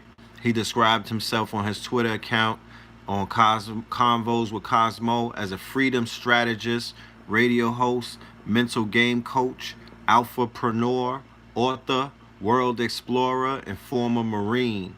He also says he has an Ethiopian bloodline. Long went to Dallas after the attack on police officers on July 7th, 2016, according to a video he posted on YouTube on July 10th. He was there to give out his self-published books and claimed the trip had been planned before the attack on police. But from his hotel room, he commented about how he thought people should react to police brutality. 100% of revolutions of victims fighting their oppressors, from victims fighting their bullies, 100% have been successful through fighting back, through bloodshed. 0 have been successful just over protesting. It has never worked and it will never will. You gotta fight back. That's the only way a bully knows to quit. He doesn't know words, he said in the video. He can't understand words. I promise you. He doesn't understand protest. If y'all want to keep protesting, do that. But for the serious ones, for the real ones, the alpha ones, we know what it's going to take. It's only fighting back on money. That's all they care about. Revenue and blood. Revenue and blood. Revenue and blood. Nothing else. Don't even think about it. Huh. Facts. Facsimile. Oh, here you go. Peace, family. What up with y'all? I'm in Dallas right now, in the streets, on my book tour, on another book tour, giving the knowledge out to my people. And I had already decided that I was coming to Dallas before the even, police shooting already happened. So I was already decided. So I don't know. I guess it's just, the spiritual was just telling me it was the right place to come before. But before the police shooting occurred, I had already made the decision to be here. But yeah, right now I'm in these streets. And I just want to speak on the events that's going on right now and just some of the principles that I've already spoken about. And I'm going to relate them to right now what's going on. First, I want to let you guys, look, you got to really look at certain things because, say, for instance, the holiday that just passed, Independence Day. Independence Day is really based on, say, George Washington and the Americans fighting against their oppressor, Britain. And we celebrate that. We tell them they're right. You get it? But when an African fights back, it's wrong. But every time a European fights back against his oppressor, he's right. But as soon as an African tries to fight back, why is that? So we got to start questioning our mindset. Are our thoughts our own thoughts? Because it doesn't even make sense, the shit we thinking about. You feel me? You got to really question your thoughts because you saying one person is right, but then you saying another person is wrong for doing the same exact fucking thing. In fact, we celebrate it and make holidays about it. It doesn't make sense. Question your thoughts. Question everything you are thinking. I'm telling you this because sometimes people out here are programmed and they're not questioning anything. All right? That's why I tell you. Be curious. Curiosity. Stay a child. You get what I'm saying? See, the children, I'm out in these streets, children is like, yeah, I agree with you. Because the children still got that curiosity. They didn't beat it out of them yet, you see? That's why I love the kids, and that's why I'm still a motherfucking kid.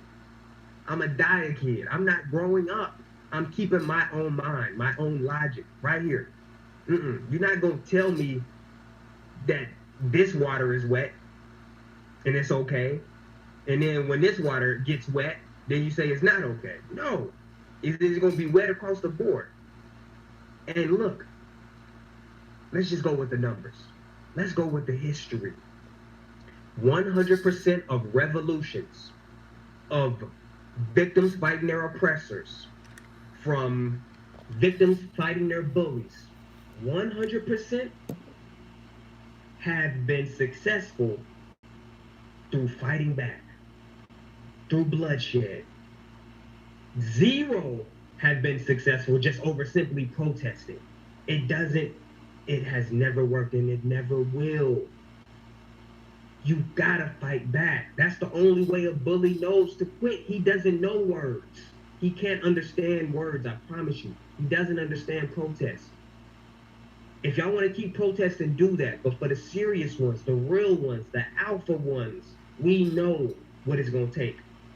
It's only fighting back or money. That's all they care about. Revenue and blood. Revenue and blood. Revenue and blood. Nothing else. Don't even think about it. All right? And another point I wanted to make. All right? That was the point. And it was what I already had spoke about before even this shit even kicked off. My last episode, Standing Up When You're Right. The episode is kind of long, but it's about a principle. Standing up when you know you're right. You see, okay, the protesters in Baton Rouge yesterday. I see a woman, she's speaking articulately to the crowd, her fellow protesters. She's speaking to them, telling them, what we need to do, and they're wrong, and this and that. But they're still repeating the same stuff that we already know. We know the system is wrong. We know they're oppressing us, yada, yada, yada. We know this, okay? When they see this, they arrest those people. Even though she knows she has the right, and she's saying it. I have the right, we have the right, yada yada yada. What did I say in my last episode? You know your rights, but then you gotta stand on your rights. It's two parts to freedom. Knowing your rights doesn't mean nothing, especially in this world ran by devils.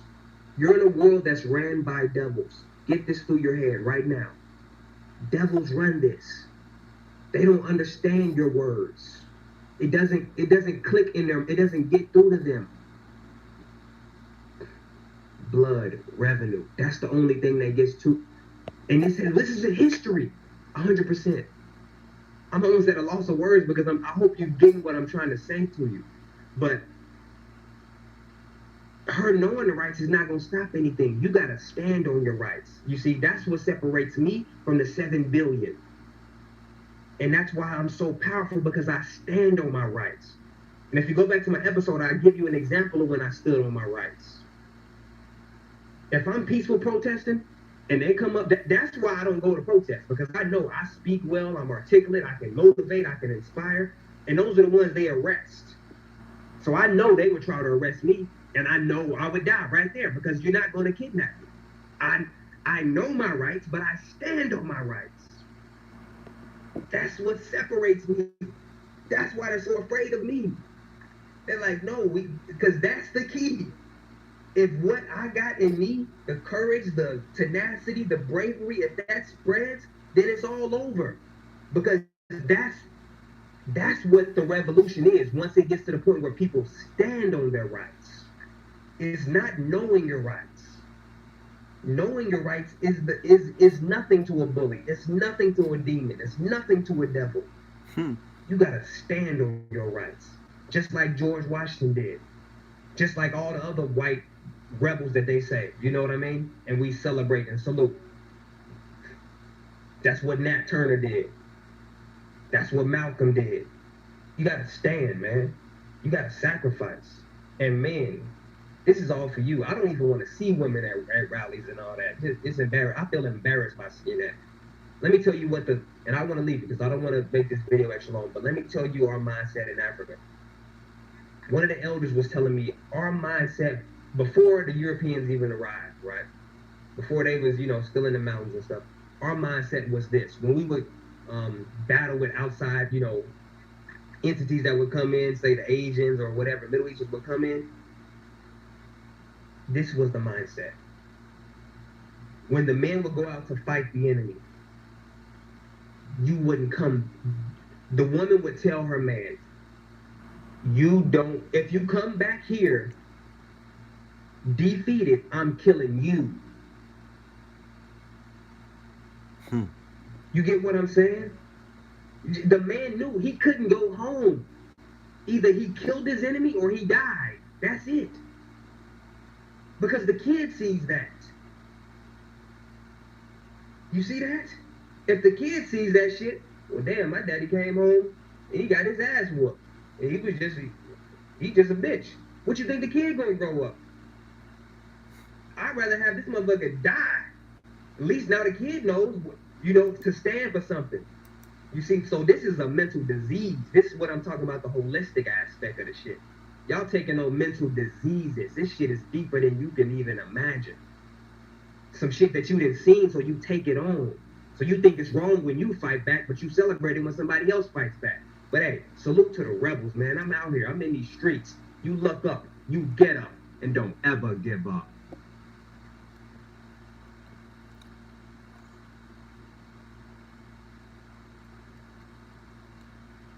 So he was wearing black with his face covered and began shouting at officers. It's right there next to the car wash. It's just down from Airline Highway and I-12, or it's on Airline Highway, just down from I-12. This is a live look at that area now. Now, where we just showed you video from is if you continue down this street, it's up there to your left is where that video was taken from. Let's, if we can, replay that video. We apologize if there's any language or anything in the background of it because we're literally just getting it in, but I want you to be able to hear and see what this scene looked like moments ago.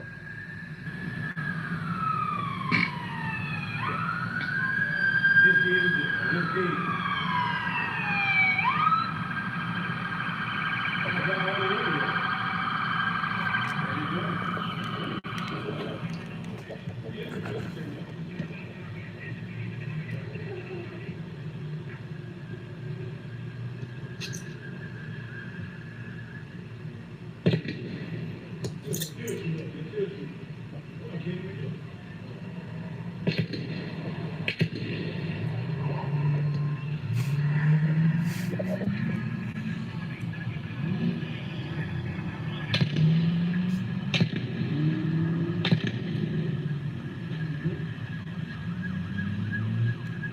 That matches up with what we originally heard, that a lot of this had happened behind the Be Quick there on the Airline Highway. In that video, if you look close enough, you can see that that is the Be Quick gas station being shot from across the street, obviously by someone with their cell phone. In this day and age, there are plenty of cell phones out there. Almost everyone has in their pocket and has a camera. And so we were able to capture that and give you a little sense of what these men and women are dealing with from law enforcement out there, having to try and get those suspects into custody. And of course, we have several officers down as a result of that. We're being told that they are in extremely bad shape. We're trying to work on that. And of course, in a situation like this, the folks that are involved, the law officers' families, most of them have been contacted at this point. That's one of the first things they try and do, because you can imagine there are wives and husbands out there that hope to never get that call. Some of them got that call this Sunday morning, and you have to think about them. Keep them in your thoughts for sure. Let's get you back out to just a live shot of the scene right now. Police were responding to a 911 call from a woman reporting a man walking with an assault rifle in the area of the Be Quick gas station on Airline Highway. The caller told police the man was wearing a coat and walking behind a store, according to the scanner audio. Seconds later, an officer yelled, "Shots fired, officer down, shot fired, officer down." Police said the shooter was not in sight. He was killed within minutes of officers arriving at the scene. Edmondson told NBC that Long did not make the 911, and investigators do not think the woman who made the call was an accomplice. It was someone who was calling in, was no location. The caller was trying to lure someone here. Video from the scene showed a heavy police presence with SWAT officers. So that doesn't necessarily... All right, let's read a little bit more. He declared himself a sovereign citizen in court, claiming to be part of the Ouachita Nation. Okay. Long posted a YouTube video saying, "I'm not affiliated with anyone. If anything happens to me because I'm an alpha male, I stand up, I stand firm, I stand for mine to the end, to the last day in this flesh, but I am not the flesh, I am not the body. I have a body, but I just want to let y'all know, don't affiliate me with nothing. I'm affiliated with the spirit of justice, nothing else." All right, y'all hear that?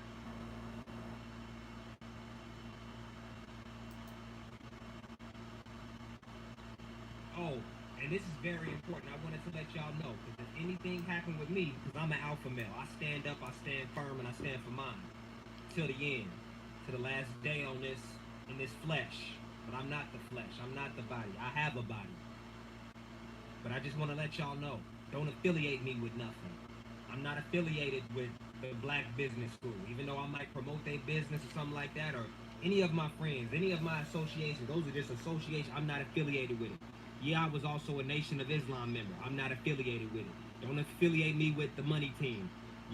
Something happened, they be like, well, yeah, we with Floyd Mayweather. No, don't affiliate me with nothing. Black Business School, I was a Christian. I was in Africa. Don't try to say, oh, he was Africa, he was this and that. No. They'll try to put you with ISIS or some other terrorist group or anything. No. I'm affiliated with the spirit of justice. Nothing else. Nothing more, nothing less. Alright? You see, Convos with Cosmo. That's me. I created that. That's what I'm affiliated with. Conversations with Cosmo. The shit that I built. Me and my own. The spirit of justice. That's it. So just make sure. No affiliations. No. I thought my own thoughts. I made my own decisions. I'm the one who got to listen to the judgment. That's it. And my heart is pure.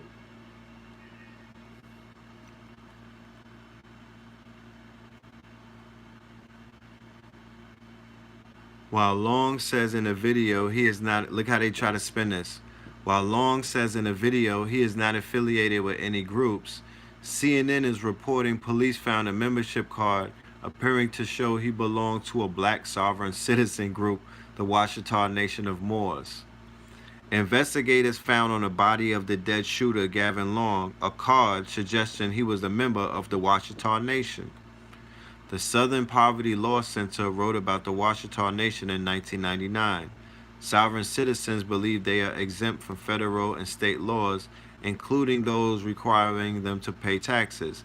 The FBI has classified him as a domestic threat.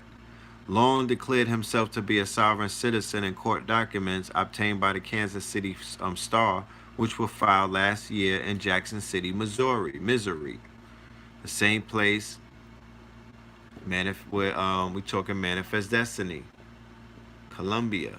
Look, they got all his paperwork, y'all. Remember, it's these two cases that BIE is started from. Black Identity Extremists from Robert Mueller's office. It's these two cases. They took the case of Gavin Long and they took the case of Mika Johnson and they created the Black Identity cases. I'm giving you the backlog. I'm giving you the DNA of that that quote unquote of COINTELPRO 2.0. It was after this. It was after these say it themselves. It's not me. Where they say it, where they admit to that these two cases were basically the foundation of why they created the Black Identity Extremists. Okay, and how everybody is under their watch. As a result of these, they use this as justification to cast that net over all of the groups and a lot of the schools of knowledge and thought. He served in the Marines. This is a common thread. Okay, a very common thread. It would be called a meme. That there's always some armed service, there's always military whenever we deal with any of the shootings. It always comes up for some reason. Okay? He did a tour in Iraq for 5 years before he was discharged in 2010. So he was a part of the illegal wars of America. He was a warrior for them, right? He was one of their killers. And he decided to go to Africa to basically find himself after serving that tour of duty, And he was in the Marine Corps, so that's a little more serious than just the armies, I'm guessing. Long served in the Marine Corps. He left the Marines in 2010 with an honorable discharge as a sergeant at the E5 level. He served for 5 years and was deployed to Iraq from June 2008 to January 2009. I remember they was getting busy around those times. He wrote about the Marines on his website, saying he reached the rank of a sergeant in less than 3 years as one of the Corps' most physically fit and disciplined Marines. During his 5 years as a Marine, Cosmo spent 2 years in Japan and did 1 tour in Iraq.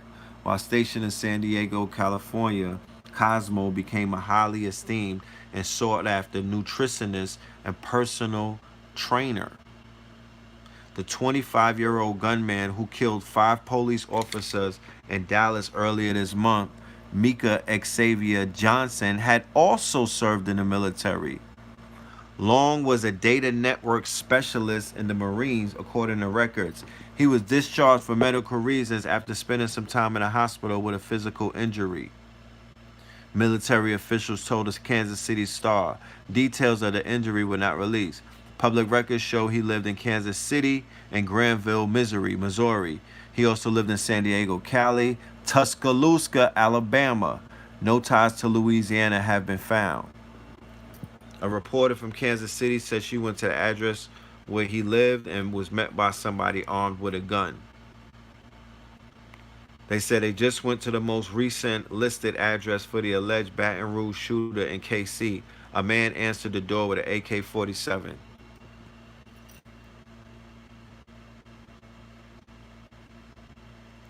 They said the neighborhood was later shut down by police and a standoff was reported at the home listed as Long's last known address. KMBC TV reported no one answered at a number listed for Long.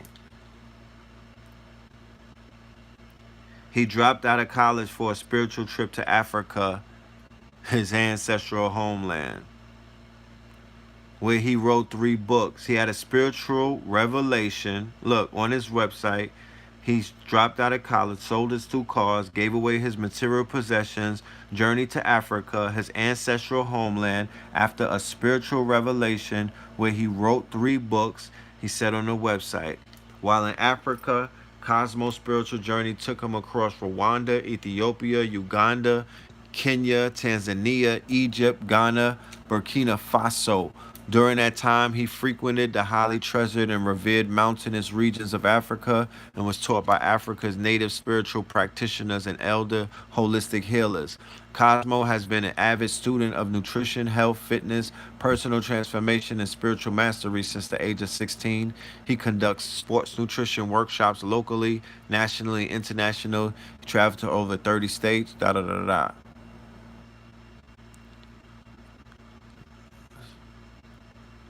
He didn't have a criminal record. Okay. He posted on his websites about government conspiracy theories, including gang stalking. He was a member of a support group called Freedom from Covert Harassment and Surveillance, a site about gang stalking that helps those marginalized and abused by things including remote brain experimentation and remote neural monitoring of an entire human's body. Okay? Real quick, let me show you this. If you don't think that that can happen, look at this article. This is about the deep mind. It's from the lecture. Elon Musk unveils Neuralink, plans for reading threads in a robot to insert them. So he's about to come out with this thing. This is also neural. It's a neurotransmitter. It's the Neuralink.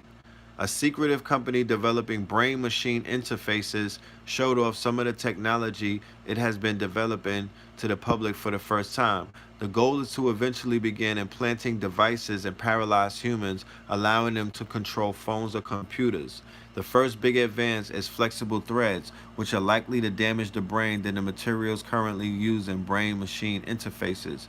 These threads also create the possibility of transferring a higher volume of data, according to a white paper credited to Elon Musk and Neuralink. The abstract notes that the system could include as many as 3,072 electrodes per array distributed across 96 threads. Okay? So,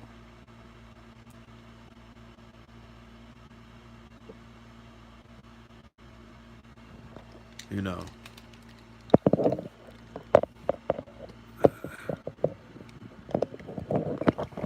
these things are not conspiracy theory.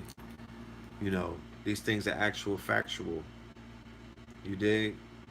These are actual factual. This is real life. This is what's happening in the now. And unfortunately, they got our people stuck in a whole different time zone where you need to be focusing. You should be, or I would, I would advise that you be focusing more on the now and whatnot. But oh, let me see. Are we finished reading about Cosmo? So Cosmo was being stalked. Cosmos was being cyber stalked. Cosmos said that they were trying to control his mind. Cosmos was under surveillance. Cosmos was being gang stalked. Okay? We don't necessarily know that Cosmo was the one shooting, or was he the one being shot at. I don't know. You know?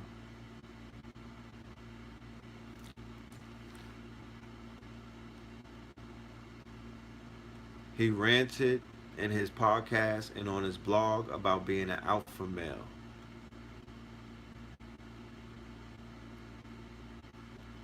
Okay? Several of his posts on his website included misogynistic themes about being an alpha male. He also began a weekly podcast in April, which he hosted on iTunes. Let's click on that and see if he's on iTunes.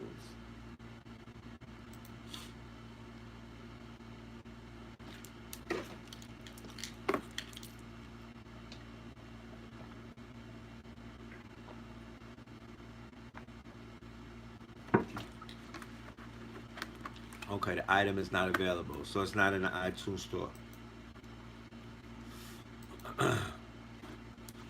Uniting the entrepreneur and the alpha male as one, the alphapreneur. Convos with Cosmos is the world's foremost authority on alphapreneurism. It is an open conversation on what it means to be an alphapreneur, an alpha male, female entrepreneur. I examine alphahood in an educational and entertaining way, edutainment. However, I do so in a no-nonsense approach.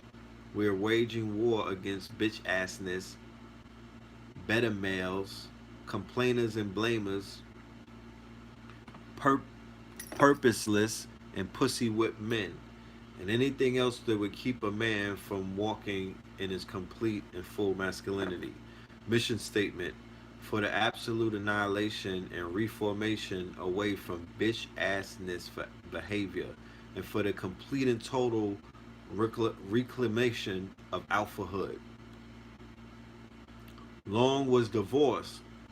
He filed for divorce from his wife in 2011 in Kansas City, Missouri court. He and his wife did not have children at the time of the divorce, and it is not known if Long has any children from other relationships or if he remarried. 8. All 3 of the slain officers were husbands and fathers, police say. So these are the police that were slain. Let me show you.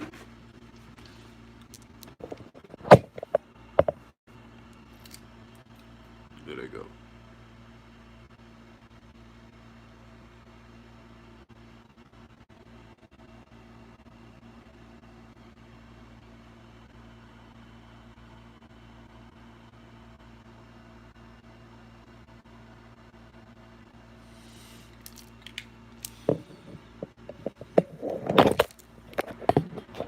Oh Lord.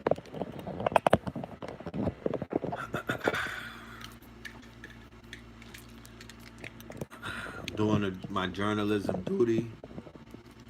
I'm giving you the news from a journalistic standpoint and informing you about individuals, stories that may not be reported in mainstream media. The slain officers have been identified as Baton Rouge. Isn't Baton Rouge where Alton Sterling was murdered? Or is it just me? Was it, can I get a fact check?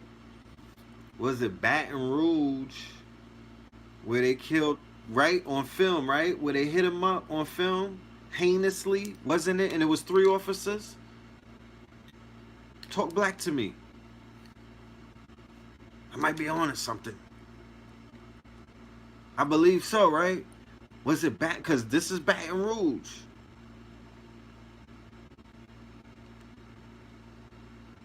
Okay. So we're doing math here, right?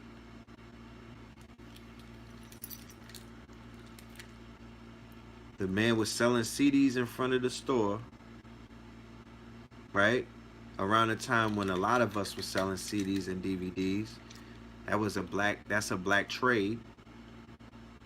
Like Alton's, like the brother in New York, Edward Gardner, was selling cigarettes. Correct? Tobacco. The same tobacco that our ancestors, and the same tobacco that the slaves, and the same tobacco that they had, had our people picking before cotton, right? That man was out there selling that, trying to get a few dollars to feed his family. And then here you have it, this other man right here,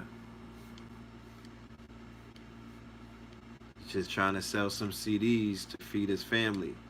And he was murdered in cold blood on film, that is. And we saw them catch a body. We saw them catch a body. You saw that one was plain to see, where they was holding him down and dude pulled a gun out and pointed it on his chest, point blank, bro. Right? No justice, no peace. He couldn't get. I don't think any of the officers got arrested. So here you got here, right? Mike Brown and Philandro Castile. You know, the brother, the Eric Gardner. I mean, it was Eric Gardner and Mike Brown. Dude from Baltimore goes into Brooklyn and creates and creates a tie. He goes, they have the hot boy count, he goes 1 for 1, right? 2 for 2. Then over here they go 3 for 3 because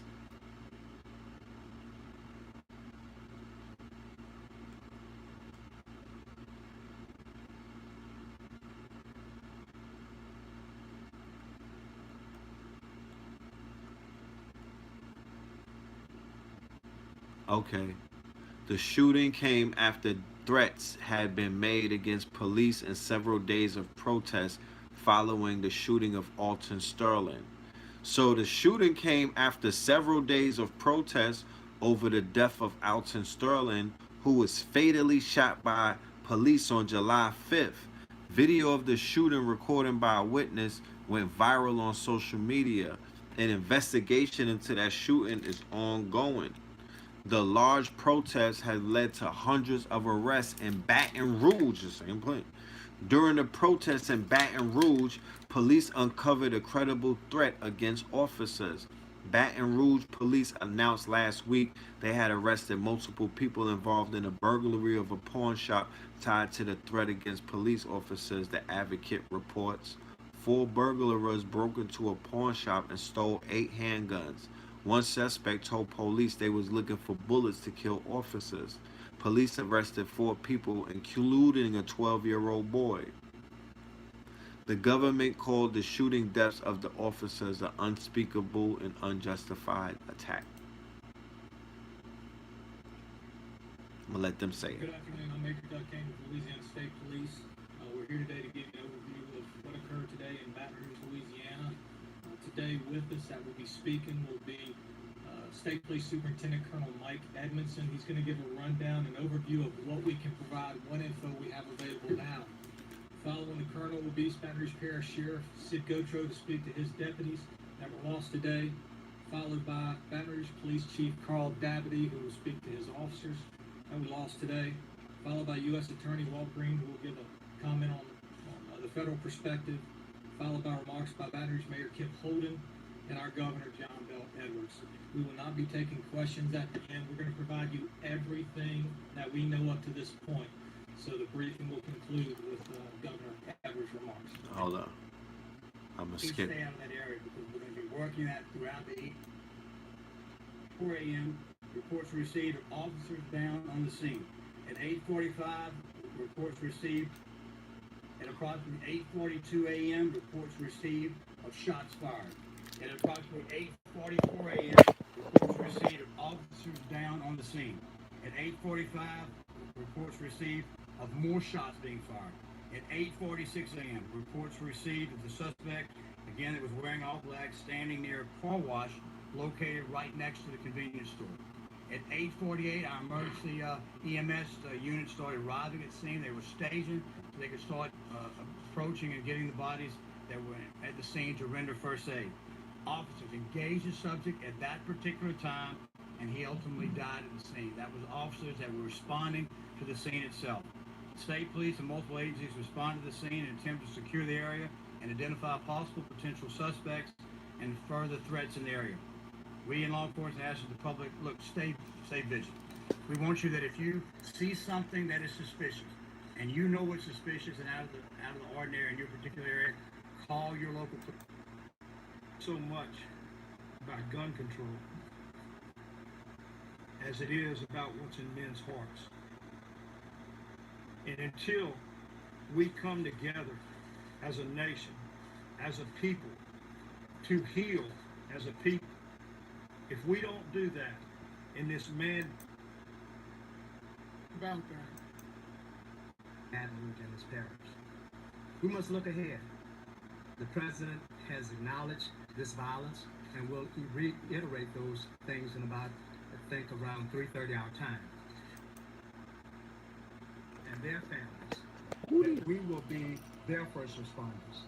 We must strive every day to be one nation under God, indivisible, with liberty and justice for all.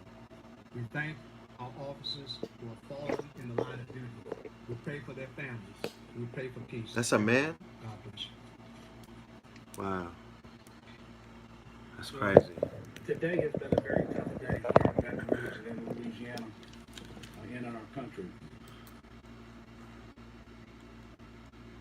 So right after they killed Alton Sterling, he was martyred. That's just for the record books. You know what I mean? That's for the homeschoolers out there. So you tell the story properly. This is a very good, I mean, you know, I'm a playwright, and I consider myself to be an Afrofuturist, you know, and I'm a creative, and I can see a story in that. You know, that story, I probably could even play that brother. Do I look like I could play him? The Mika Johnson story is an interesting story. I think that I would love to see Ava tell it, you know.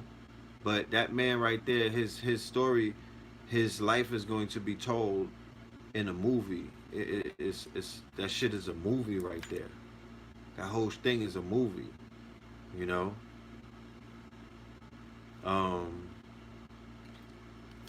You know, I'm here reporting the news. I'm giving y'all science. I'm explaining certain things to you, but without explaining certain things to you. You know, information like that is gonna show up in the American Gods Redux. When we do the American Gods, it's not a part 2. It's just basically we're gonna annex a 0.5 to the original American Gods lecture. You know, and we're gonna talk about some stuff dealing with, you know, martyrdom, because they show it in American Gods. They explain the concept of martyrdom when somebody spills blood in the name of what used to be a victim. They graduate into a martyr, and then it can be elevated into a goddamn saint. You know? This has gone throughout time. This is how people march to war. That's what I saw when I studied warfare and political science and political war and art of war and stuff like that. That's what was exposed to me. Eye for an eye, tooth for a tooth.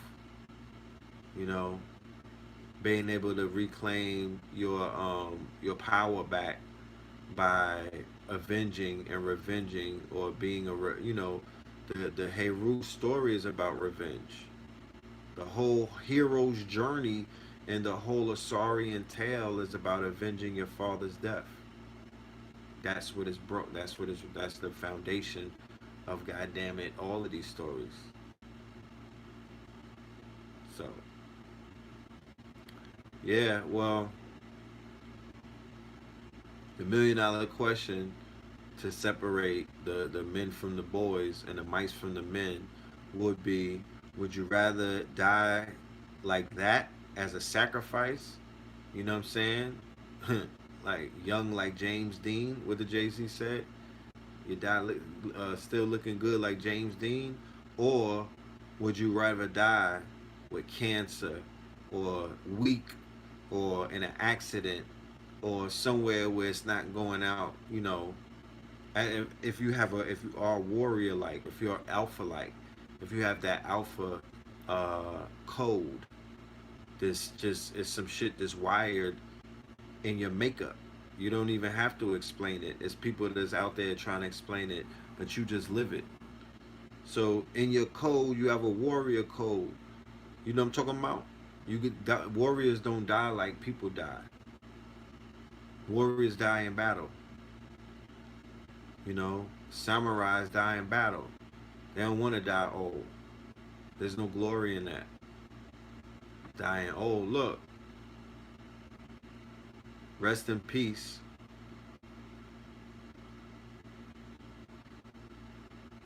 to Akil Rose. He wasn't old, but he was older than me.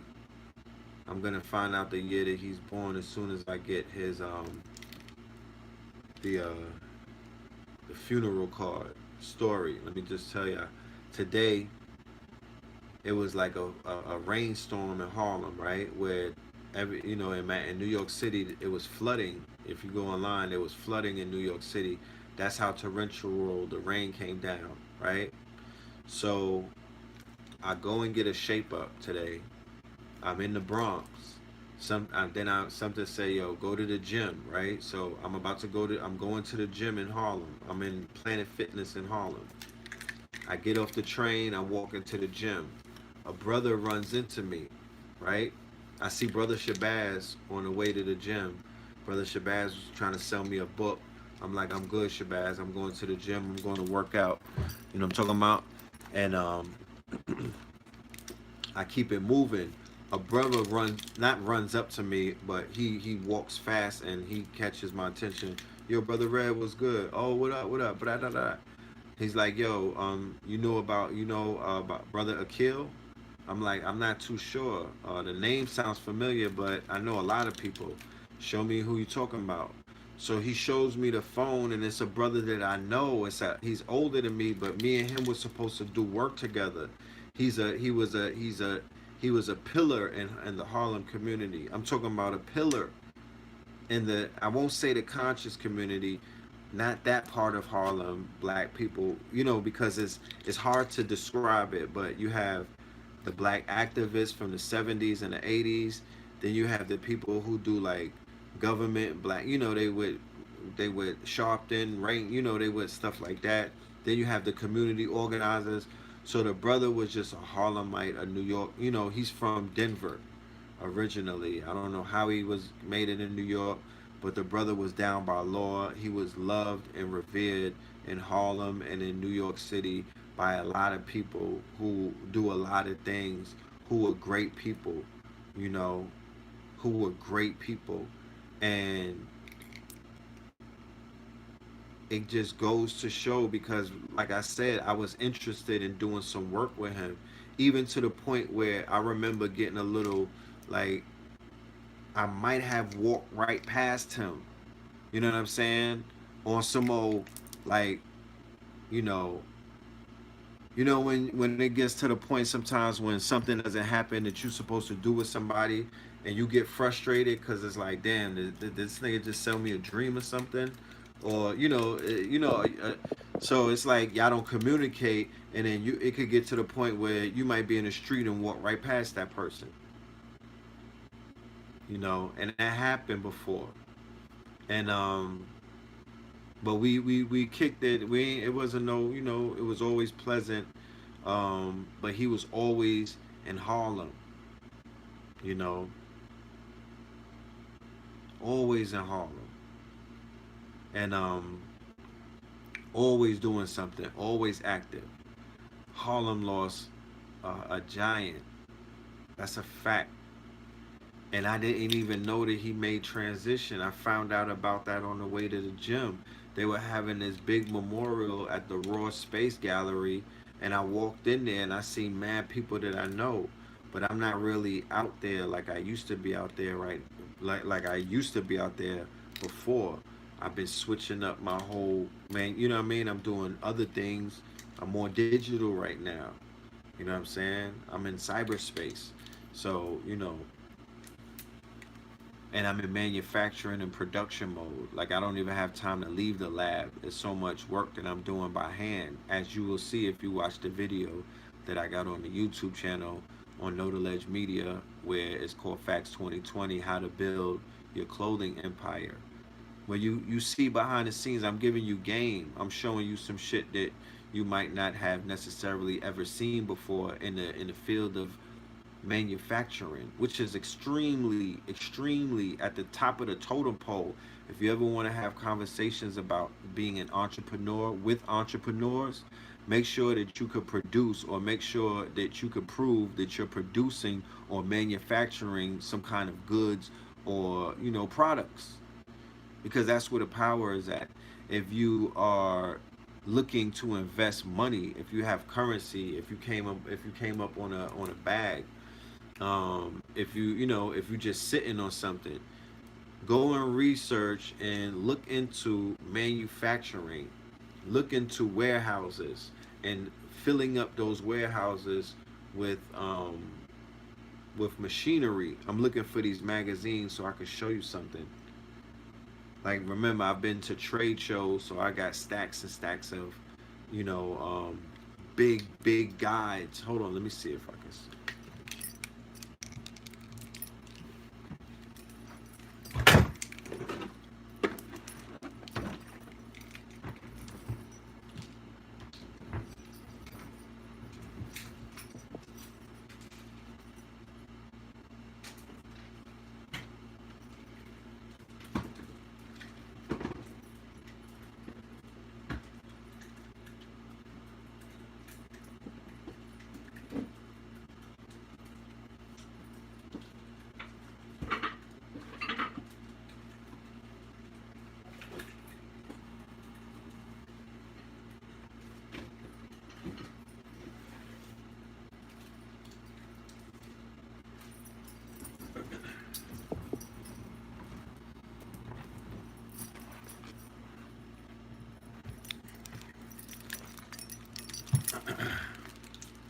Look at all of this.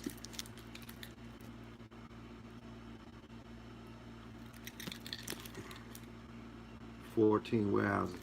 This book right here, this thing right here, bro. This shit got so much. This is all plug work right here. Like, I was just in Texas, right?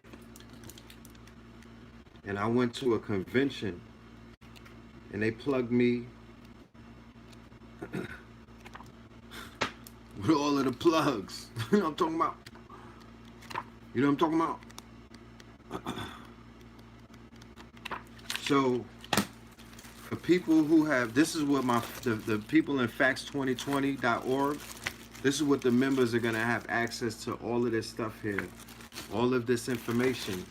So you could begin to build your empires, you know, a lot easier, because once you know something, and once you have, here goes the guide to the, here goes a guide to the trade show that I was at. But this is all of the businesses. This is all of their information. Remember, information is key when it comes to business, and the connections and the sources and the people that you know. Okay? These are original heat transfers, right? Yo, I just grabbed a few of the books. It's mad shit. Look. Look. This is how you build a multi-million-dollar empire with, you know, by having connections to warehouses, by having connections to the plug. This is the plug. The consumer never gets to see this. If you're the consumer, you'll never get to see any of this. This is a secret society. You know what I'm talking about? You don't get to see the motherfucking wholesale list. You're not privy to seeing a hotel. You don't see that. Look. Look at the swaps. You know what I mean? So you don't gotta, you could feel it. It's real, you know what I mean? So you could really see if these are the colors that you want to purchase, if this is the one you want to get. Look at all that. And in the near future, you too can have these companies. But for right now, if we don't own these companies, we have to work with the companies that own the, you know, that have the stuff that we could use and benefit. This is only access to facts2020.org members, by the way.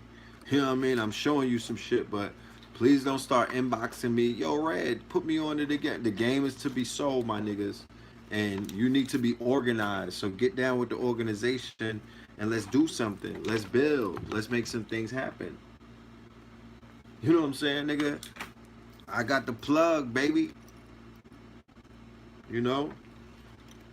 No more wholesale district, you know, You getting pieces that you're not gonna find in Tarjay. You know what I'm talking about? Or some of you niggas that go to Goodwill to get your clothes and whatnot. You know, you need to plug. This is all. This is what the industry. This is what the clothing. This is where people from the clothing lines, the professional clothing lines that you wear, the shit that you guys call drip and designer, and things of that nature. Nigga, we all shop at the same store. We all shop at the same source. You know, be clear of that. So it just goes on and on, yo. You know, everything is available. There's no limit. Don't ever put a limit on you. Oh, maybe I could get two or three things. No, nigga. I open up all of these books and spread them on the floor and just be staring at them. Like, all of this. You live in abundance. This is just a fucking little, don't ever feel intimidated by me showing you all of that stuff. That's just a peek into that world. You know? That's just a little peek. That's a smidgen of what you have access to. Collectively, we are going to be stronger than we are individually. I'm not showing y'all this shit to flex on nobody as an individual. I'm showing it to you to say collectively we can crush this shit. It's us against them. I still operate off of that algorithm until further notice. It's us against them. So I'm not nobody who look like me, you know what I mean, can threaten me. I rep my people's brands, my nigga. If your shit fire, I'm gonna rep it. You understand what I'm saying? I'm gonna model that shit. I'm gonna be the brand ambassador and support that. It's 365 days in a year. I'm talking about. It's 365 days in a year. So I can't wear my clothes every single day of the year. So I'm going to split it up with people who I rock with and who's out there providing and doing for their family, you know, and being there for their people, you dig? And basically, like, making good ass quality clothes. Shout out to Ra Omar. Shout out to Pharaonic. Shout out to Athletics. You know what I'm talking about? Shout out to it's a whole bunch. Nubia Lifestyles. They killing the game. Shout out to Kings County, of course. Can't leave myself out of it. Shout out to Paranormal, Blue Pillar, Crop Circle, Blue Pillar. You know what I'm talking about? He does his thing, his thuggizzle. Yeah, just imagine if all of us had factories. You know, it's called distribution centers. But imagine if all of us had access to factories where you had automated silkscreen machines, vinyl pressers, laser cutters, all kind of technology, and 100 black brands had access to manufacturing both in China, in Africa, and in the Americas, and in the Caribbean, and places like Haiti, okay, or anywhere that you niggas want to open a factory. It's on us. We got all of this credit collectively. It's on us. You mean to tell me that we can't go to Belize, or we can't go to Panama or Trinidad? We can't go nowhere and build factories so our people can have somewhere to work? And we're making goods that we're basically selling to us all over the world. And we don't need no middleman. Nobody had to. No one has to coerce us to buy their underwear. We could wear our own underwear. We could wear our own socks. We could wear our own T-shirts. And then later on, we could wear our own jerseys. We got the fucking, look at the formula. It's already here. Okay? Look at this. You know what I mean? Like, this. Look at this. Look at the quality. We don't got to get too much ahead of ourselves. It's already here. The drip is already here. Like, niggas have already cracked the code. Ra Omar is doing high luxury at this point. He's doing high luxury. His bags is like in a rack, in the rickety racks.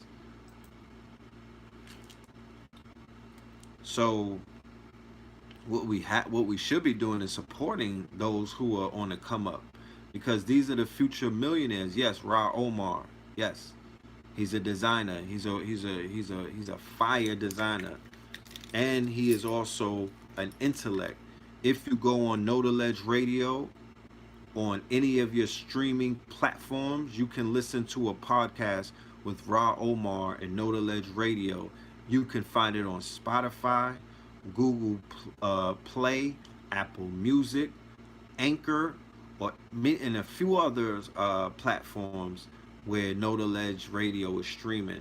And go and listen to the intellect of that young man, because it's mind blowing. He has ancestor information that he downloads. He's the truth.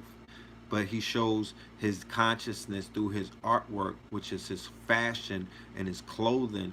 But when you see the detail and when you see the intricacies, you know that he's divinely connected to a higher source, where you know that the DNA of the ancestors is awake inside of him. Do not for a minute ever underestimate who's amongst you. And then if some nigga pop up on your phone doing some shit that goes viral, you start automatically dick riding. You want to follow them, and they're the second coming, but you don't give no one who credit who didn't pop up and go viral.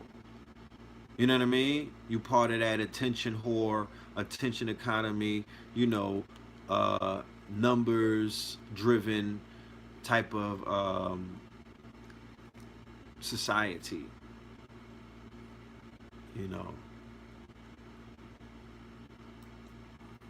But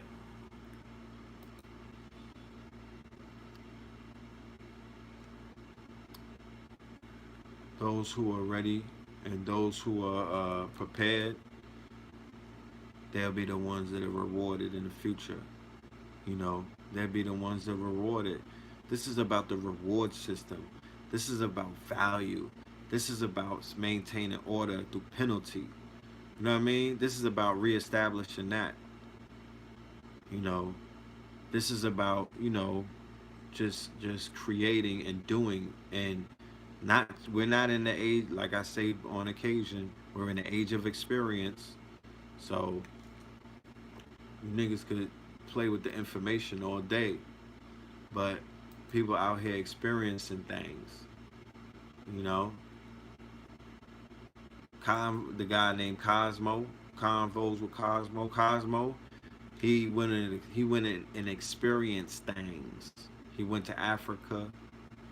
He went around the world. He sat at the feet of some teachers, and then he experienced some things, and he experienced death, for which he was prepared for, in his own words. He prepared for that, and then he went out and he went out and sacrificed his life. He wasn't no bum. He wasn't struggling. He wasn't hurting. You know what I mean? He wasn't, scamming, right? He wasn't finessing, right? So he could live what they call, what niggas these days are completely busting that niggas think that this is the cherry or the pyramid to be able to have some money, right? So he seems that he had that. So he wasn't trying to aspire to have that, to worship money, to pray to a bankroll, what I'm talking about? And anoint themselves with quarters and whatnot. He wasn't aspiring for that. He already had a few dollars.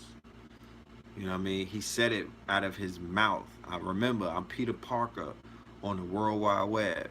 That's all. I'm Clark Kent, my nigga, Superman at night. You know what I'm talking about? I'm just telling the news. I don't want to get into you niggas, Blue Lives Matter niggas upset. I'm just giving you the news.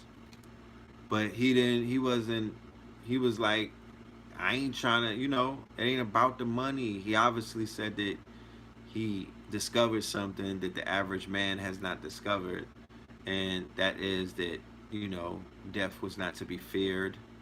He said he didn't fear death, you know, and he said that he's not of this body. He's only in it for the time being. That's what he said. You know? That's what he said. I think he was set up. If you ask me, I think he was murdered. That's what my spirit is telling me. I think he was lined up. And they so wicked that, they say that 3 cops got killed. Did you see them die? I didn't. They gave you 3 pictures, my nigga. Y'all niggas been to finesse in college. You gave up 3 pictures too. It didn't mean nothing. It's part of the finesse. You think they don't finesse shit? I'm just saying. I don't know. Maybe the cops did die. They might have got bodied too. You know what I mean? But I don't think that man carried out that attack. It's not sitting right all the way. But what I do know is that they put that on him and they said that he did. You know what I'm saying? And that's what they're moving with. And they do not want you to know anything about him ever. Okay? And we'll reveal some things later on in life about that whole situation.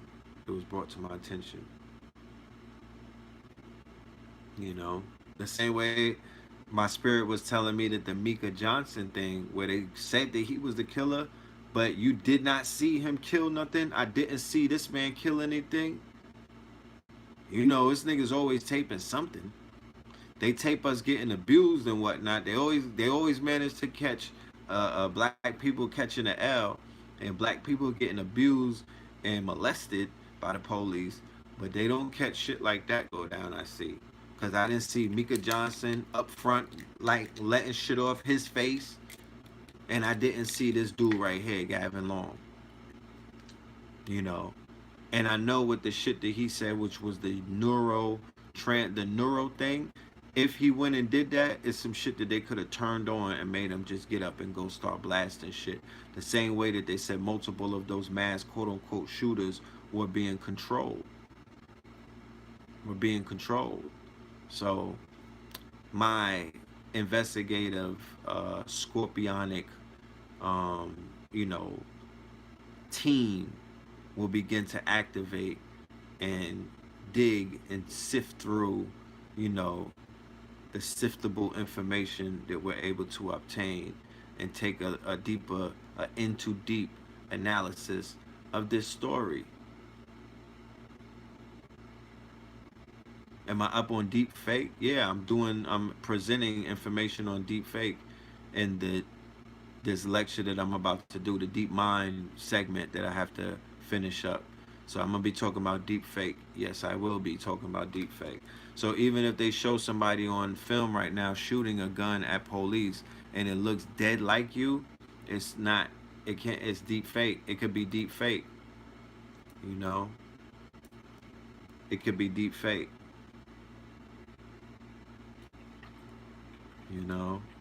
And they could frame you like that. Look at all of these brothers coming out of jail, serving all of that time on the framing and shit, and their DNA got them out of there.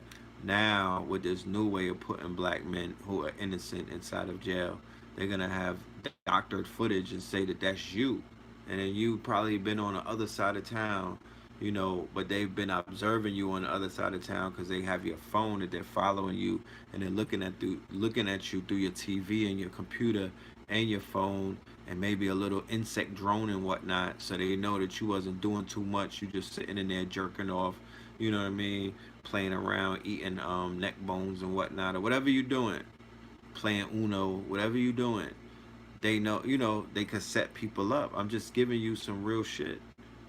They could line you up at that time when you were doing nothing, or when you were sleeping, you was napping and whatnot. You know what I'm saying? You probably, you and your shorty probably had a quickie and whatnot, and then y'all fell out, Well, that time where they surveilling you falling out, they could go murk something and then throw a shit out there and be like, yo, he did it. You was like, yo, I wasn't even there. That's the new form of how they lining niggas up. Like the police who you thought wouldn't drop a bag of dope in somebody's car and line them up, or and then lock them up. How many people are getting freed out of jail right now because of crooked police behavior? So it's been happening, right? And the way that it's happening now is more advanced because of what is called deep fakes. Go and look up deep fakes, okay? Deep fakes is very important. You haven't seen what it can do, but be prepared to see shit have people doing things who didn't do what you think that they're out there doing. That's why world star hip hop is so dangerous. You know what I'm saying? Because you've been conditioned. You've been conditioned over a decade and longer than that for what's about to come with this shit where they're about to really play with your motherfucking psyops. You thought the psyops was something before. Watch what they do with black people to level up and ramp up the level of fear once we become kind of immune to what they've been doing to us since 9/11 and through increments like the Trayvon Martin ritual in 2012 when they started ramping up this soft war or this, this pre-purge, or whatever the hell is going on, this inquisition against black messiahs, against the messianic ones, there's an inquisition.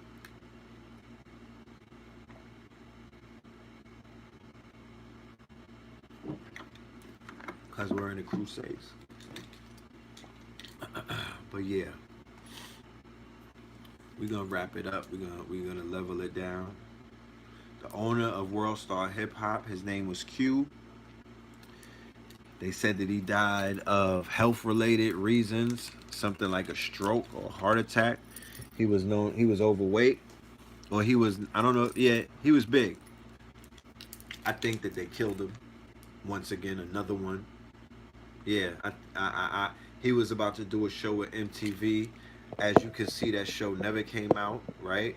He was about to do a show with MTV, and he was going to take World Star into another direction. He had ties to people in consciousness. The brother Q was not stupid. He studied the formula of 50. I was a starch. I was a critic of the content, as would anybody be. You know what I'm saying? As would anybody be. I said it was very detrimental. I spoke about World Star for many, many years and just gave the specifics about what the fuck is going down. How China and India are the second and third market of viewership on worldstarhiphop.com. That it's a global thing. It's an international thing. And we have to be very, very careful, very mindful, and we have to curate the imagery, the video content, and the messages that we are sending as a collective, as a culture around the world to represent us, to have people understand and to appreciate and to look forward to, our greatness. Not that other shit. And you know what that other shit is. And I don't even want to get into it because none of us are on a slow bus on this show. You know what the other shit is. You know what the fuck shit is. You know what the weak shit is. You know what the Delta Airlines shit is. You know what I mean? Not that real shit. Not that warrior shit. Not that alpha shit. Not that God shit. Not that king shit. Not that king life. You know what I mean? Why we could be broadcasting our kinghood. We could be broadcasting our fatherhood. We could be broadcasting our godhood. We could be broadcasting our warriorhood. We could be broadcasting our truthhood. We could be broadcasting our knowledgehood all around the world. And our neighborhood. Neighborhood. Real neighborhoods. We could be showing real neighborhoods. Neighborhoods where brothers and sisters are homeowners And not only are they homeowners, they are business owners. And not only are they business owners, you understand, they're sovereigns. And not only are they sovereigns, you know, these people are social entrepreneurs in their community, where they're building things in their community. They're reversing the curse of the crack plagues and all of these other wars on poverty, wars on drugs, you know, gentrification, all of these different tentacles and whatnot. And these people are effectively, you know, circumventing all of those circumstances and building, you know, and building solutions off of that, creating algorithms off of these problems. You understand? Flipping the script. What about that part? Like, when is that going to stream on Netflix? I see that they canceled She's Gotta Have It, so no more boxes is, you know what I mean? No more of that lifestyle being you know, streamed in Technicolor. Is room for some new shit. Could we get a conscious version of a She's Gotta Have It, where the sister's into a brother? You know?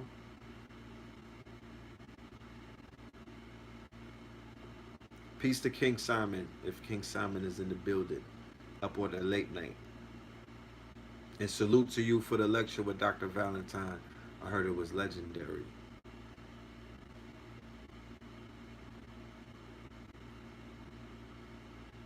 Yes, we are not the same. I am a problem. We are not the same. I am a sovereign. So yeah, we about to tap out, y'all. I would love to speak all night, but remember, I have to finish the second part of Into Deep, which is the last part, which is Deep Mind. And for the family who were there for the live stream yesterday for Into Deep, including the family that's purchasing Into Deep as I'm speaking, because my Cash App is going a little crazy right now. For the people who are picking up the who are sending the 25, the 20, I mean, for the Into Deep. So you'll get that this week. Where will we be this weekend? I have to let you know at Third Eye Thursdays where we're gonna be this weekend. But yeah, we here now. You know what I'm talking about? We here now. We in New York City. Some shit that I had to remember to say, but I'm forgetting. It's all good. Make sure y'all go and sign up to facts2020.org. Right? Make sure y'all go and sign up to KTLUniversity.com. What's Into Deep? Into Deep is an online webinar that I did on Sunday on the 21st. It's an online live stream that I did 4 hours. Into Deep. We dealing with the deep state. So we're getting into all of the pedophilia, the child sex rings. I mean, I'm uncovering all of that. I'm unpacking it. I'm giving you names. I'm lining them up. You know what I'm talking about? I'm showing you the connection with Clinton into everybody who's a goddamn sexual criminal. You know, I'm giving you a lot of information. I'm tying a lot of things together. Then we're getting into the Deep South. So we're talking about some of the things going on in the Deep South by way of, you know, them celebrating in Tennessee the KKK Grand Dragon's holiday. You know what I'm talking about? Celebrating the KKK's Grand Dragon holiday. You know, and a few other things that are going on, explaining how the Deep South is tied into a lot of these deep state activities, a lot of the criminal activity, you know, a hotbed for a lot of crazy shit like sex trafficking, child trafficking, sex slavery, organ harvesting, you know, the prison complex industry, them being the places where they're filling it up, like Louisiana and places like that, Texas and things like that, so that prison complex industry is being fed a lot of black bodies, a lot of the army, the armed forces, they recruit the most from these states. They're feeding them a lot of black bodies, a lot of black bodies. And then in the grave, a lot of people are being killed in those areas in record high numbers. So in the mortuaries, the graves and whatnot, so those organs are being harvested. So that that adrenaline, that melanin, and all of the things that they take from our people who are being brutally killed out there and shot. You know what I mean? Removing arteries, or killing people in a hospital just for their organs. The underground organ network. Then we got into the deep web, and I'm talking about, we covered the deep web, and that one was very interested, and we went really in on that. And then the next one is going to be deep mind, which is AI, and so much of the other things that come with the AI, the Boltzmann system, to show how the AI graphs are in perfect alignment with the tree of life. How this is it's a real high form of intelligence, but to be honest with you, it's based off of who's programming it. That's it. Like, there's no speculation about what AI can do and what it can do. Nigga, they're out there programming some shit. You better learn how to program it yourself and teach it and feed it and teach it machine learning. But you better feed it, and they're scrubbing the internet and Google and YouTube and all of these other places like Facebook and Instagram, because when machine learning really picks up, it's going to start reading all of this information and scouring the web. And as the machine gets smart and it will become biased. You know what I'm saying? It's already showing signs of racism. The AI, they have programmers on Twitter and other places where they were feeding the AI, and they were making the whole shit super racist, to where it was saying that it wanted to extinguish black people. This was the AI talking. So it's about Idris Sandu, which is a brother who's world famous for his brilliance in the fields of technology. He said it himself. He said it's about the programmer of the AI. Don't get fooled. Teach your children how to program the AI, write the code. You have to be the one feeding it. You have to be the one that's helping the machine learn. You understand? It's on the hands of the programmers. So these white kids from Silicon Valley and other places, they're programming these machines, or this intelligence, this form of gods, this form of a digital god. They're feeding it all of their propaganda. So we have to counter that and start feeding our own artificial intelligence. All right? So I'm going to leave y'all with that gem. I think we shared enough information tonight to fill your plates up. You know what I'm saying? I don't want to overflow you. But we'll be back. You know what I mean? And I want you to really focus on what was said tonight and what was shown to you tonight. The conversation and the lexicon and the narrative, we gave each other the right for it to change. The ancestors, they channeled that. You know what I'm saying? I didn't prepare to talk about it like that. The ancestors made it to whereas we pointed out that our beloved brothers whose lives were taken, their lives were avenged. Like, that can't go off of the record, because they'll tell their story on their side. You know what I mean? They will tell their story on their side. So you have the right to tell your fucking story. This shit is facsimile, it's factology. Don't be afraid, nigga. Don't be scared to tell the story. The truth of it is that Eric Gardner got avenged in Brooklyn, and Mike Brown got avenged in Brooklyn. And then later on, Alton Sterling, Philandro Castile, they was bloodshed. They were police who were sent up in their names. That's a fact. So when you burn that candle and when you call on them, you can ask them, what does that mean? When you spray paint them on the wall and when you pour liquor in their name, you now have, there's a different, it hit differently now. It's a different connection because they were elevated from what was known as victimhood into martyrdom. I'm only giving you the facts. and I'm only speaking it to you about it. You would be taught this in anywhere, in any culture, in any form of warfare, in anywhere, even in the streets, they would give it to you like this. So, that's what happened. So when you burn the candles in their name, when you crying about, oh, da, da, da, da, da, you may be missing out on the power that those martyrs, possess. You understand? So there you have it. But we'll reconvene. All right. Salute to everybody. Oh, make sure y'all go and get that Know the Ledge Season 1. That's 2010. Know the Ledge Radio Season 1. It's on all of your streaming platforms. I'm seeing that the numbers are rising up through my Anchor app, and I'm on Anchor specifically. But the thing with Anchor is when you publish your podcast, that shit, it's a digital distribution app. The shit is fire. Everybody should be doing podcasts. Like, we need blogs in the conscious community. We need podcasts. We don't have nobody. We don't have blogs.